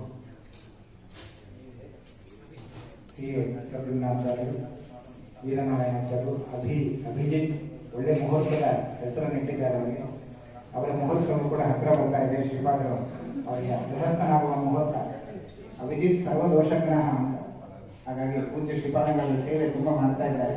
ಅವರ ಅನುಗ್ರಹದಿಂದ ಮುಂದೆ ಗೃಹಸ್ಥರಾಗಿ ಇಲ್ಲಿ ಬಂದು ಮತ್ತೆ ಸಭೆಗೆ ಅವರು ಭಾಗವಹಿಸಬೇಕು ಅಂತ ಕೇಳಿಕೊಳ್ತಾ ಇದ್ದಾರೆ. ನಮ್ಮ ವಾಮನ ಮೂರ್ತಿಗಳು ಅವರ ತಂದೆಯವರು ಶ್ರೀಪಾದರಾಜರ ಸೇವೆಯನ್ನು ತುಂಬ ಮಾಡಿದ್ದಾರೆ. ಅವರ ಮಕ್ಕಳು ವ್ಯಾಸರಾಜರ ಸೇವೆಯನ್ನು ವಿಶೇಷವಾಗಿ ನಡೆಸಿ ಆ ವ್ಯಾಸರಾಜರ ಅನುಗ್ರಹಕ್ಕೆ ಪಾತ್ರರಾಗಿದ್ದಾರೆ. ಅವರೂ ಕೂಡ ಶ್ರೀಪಾದಂಗಳವರು ಅನುಗ್ರಹ ಮಂತ್ರಾಕ್ಷತೆಯನ್ನು ನೀಡ್ತಾ ಇದ್ದಾರೆ. ವಿದ್ವಾಂಸರು ಕೂಡ ಬರಬೇಕು.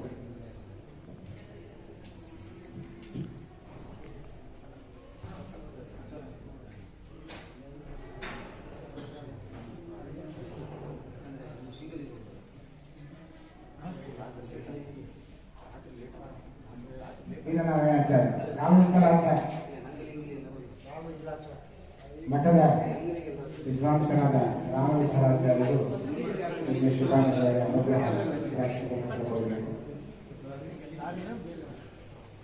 ರಾಮವಿಠಲಾಚಾರ್ಯರು ತುಂಬಾ ಸಿದ್ಧರಾಗಿ ಬಂದಿದ್ದರು. ಅದರ ಸಮಯ ಅಭಾವದಿಂದ ಮಾತನಾಡಿದ್ದಾರೆ. ಮುಂದಿನ ಸಭೆಯನ್ನು ಮುಂದೂಡಿದ್ದೀವಿ.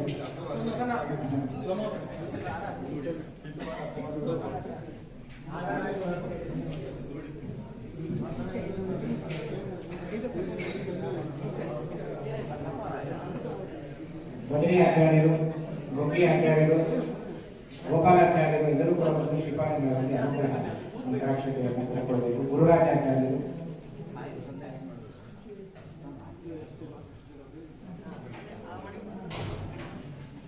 ನಾಗರಾಜರಾಜರು ಮಂತ್ರಾಕ್ಷತೆಯನ್ನು ಮಾಡಲು ರಾಮೋತ್ತರಾಚಾರ್ಯ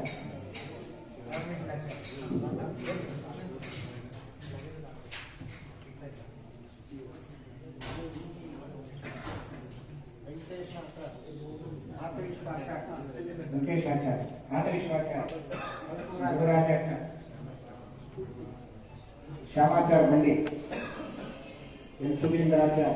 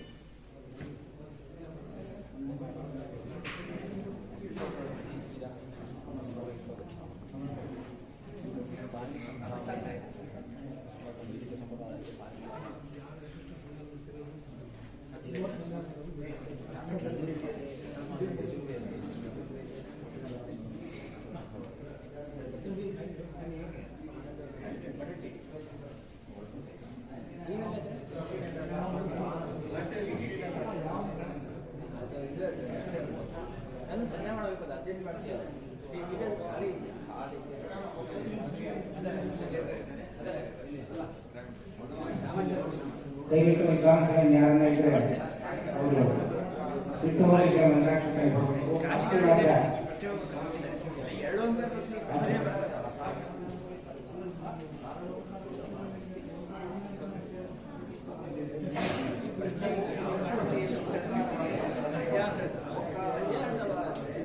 ಶ್ರೀ ಅನೇಕ ರಾಜೇಂದ್ರ ಶ್ರೀಪಾದರಿಗೆ ಶ್ರೀಪಾದವರು ಶ್ರೀಪಾದರಾಜರ ಶ್ರೇಷ್ಠವನ್ನು ನೀಡಿ ಅನುಗ್ರಹಿಸ್ತಾ ಇದ್ದಾರೆ. ಮಠದ ಲಕ್ಷ್ಮೀನಾರಾಯಣಾಚಾರ್ಯರು ಸಮರ್ಪಿಸಬೇಕು.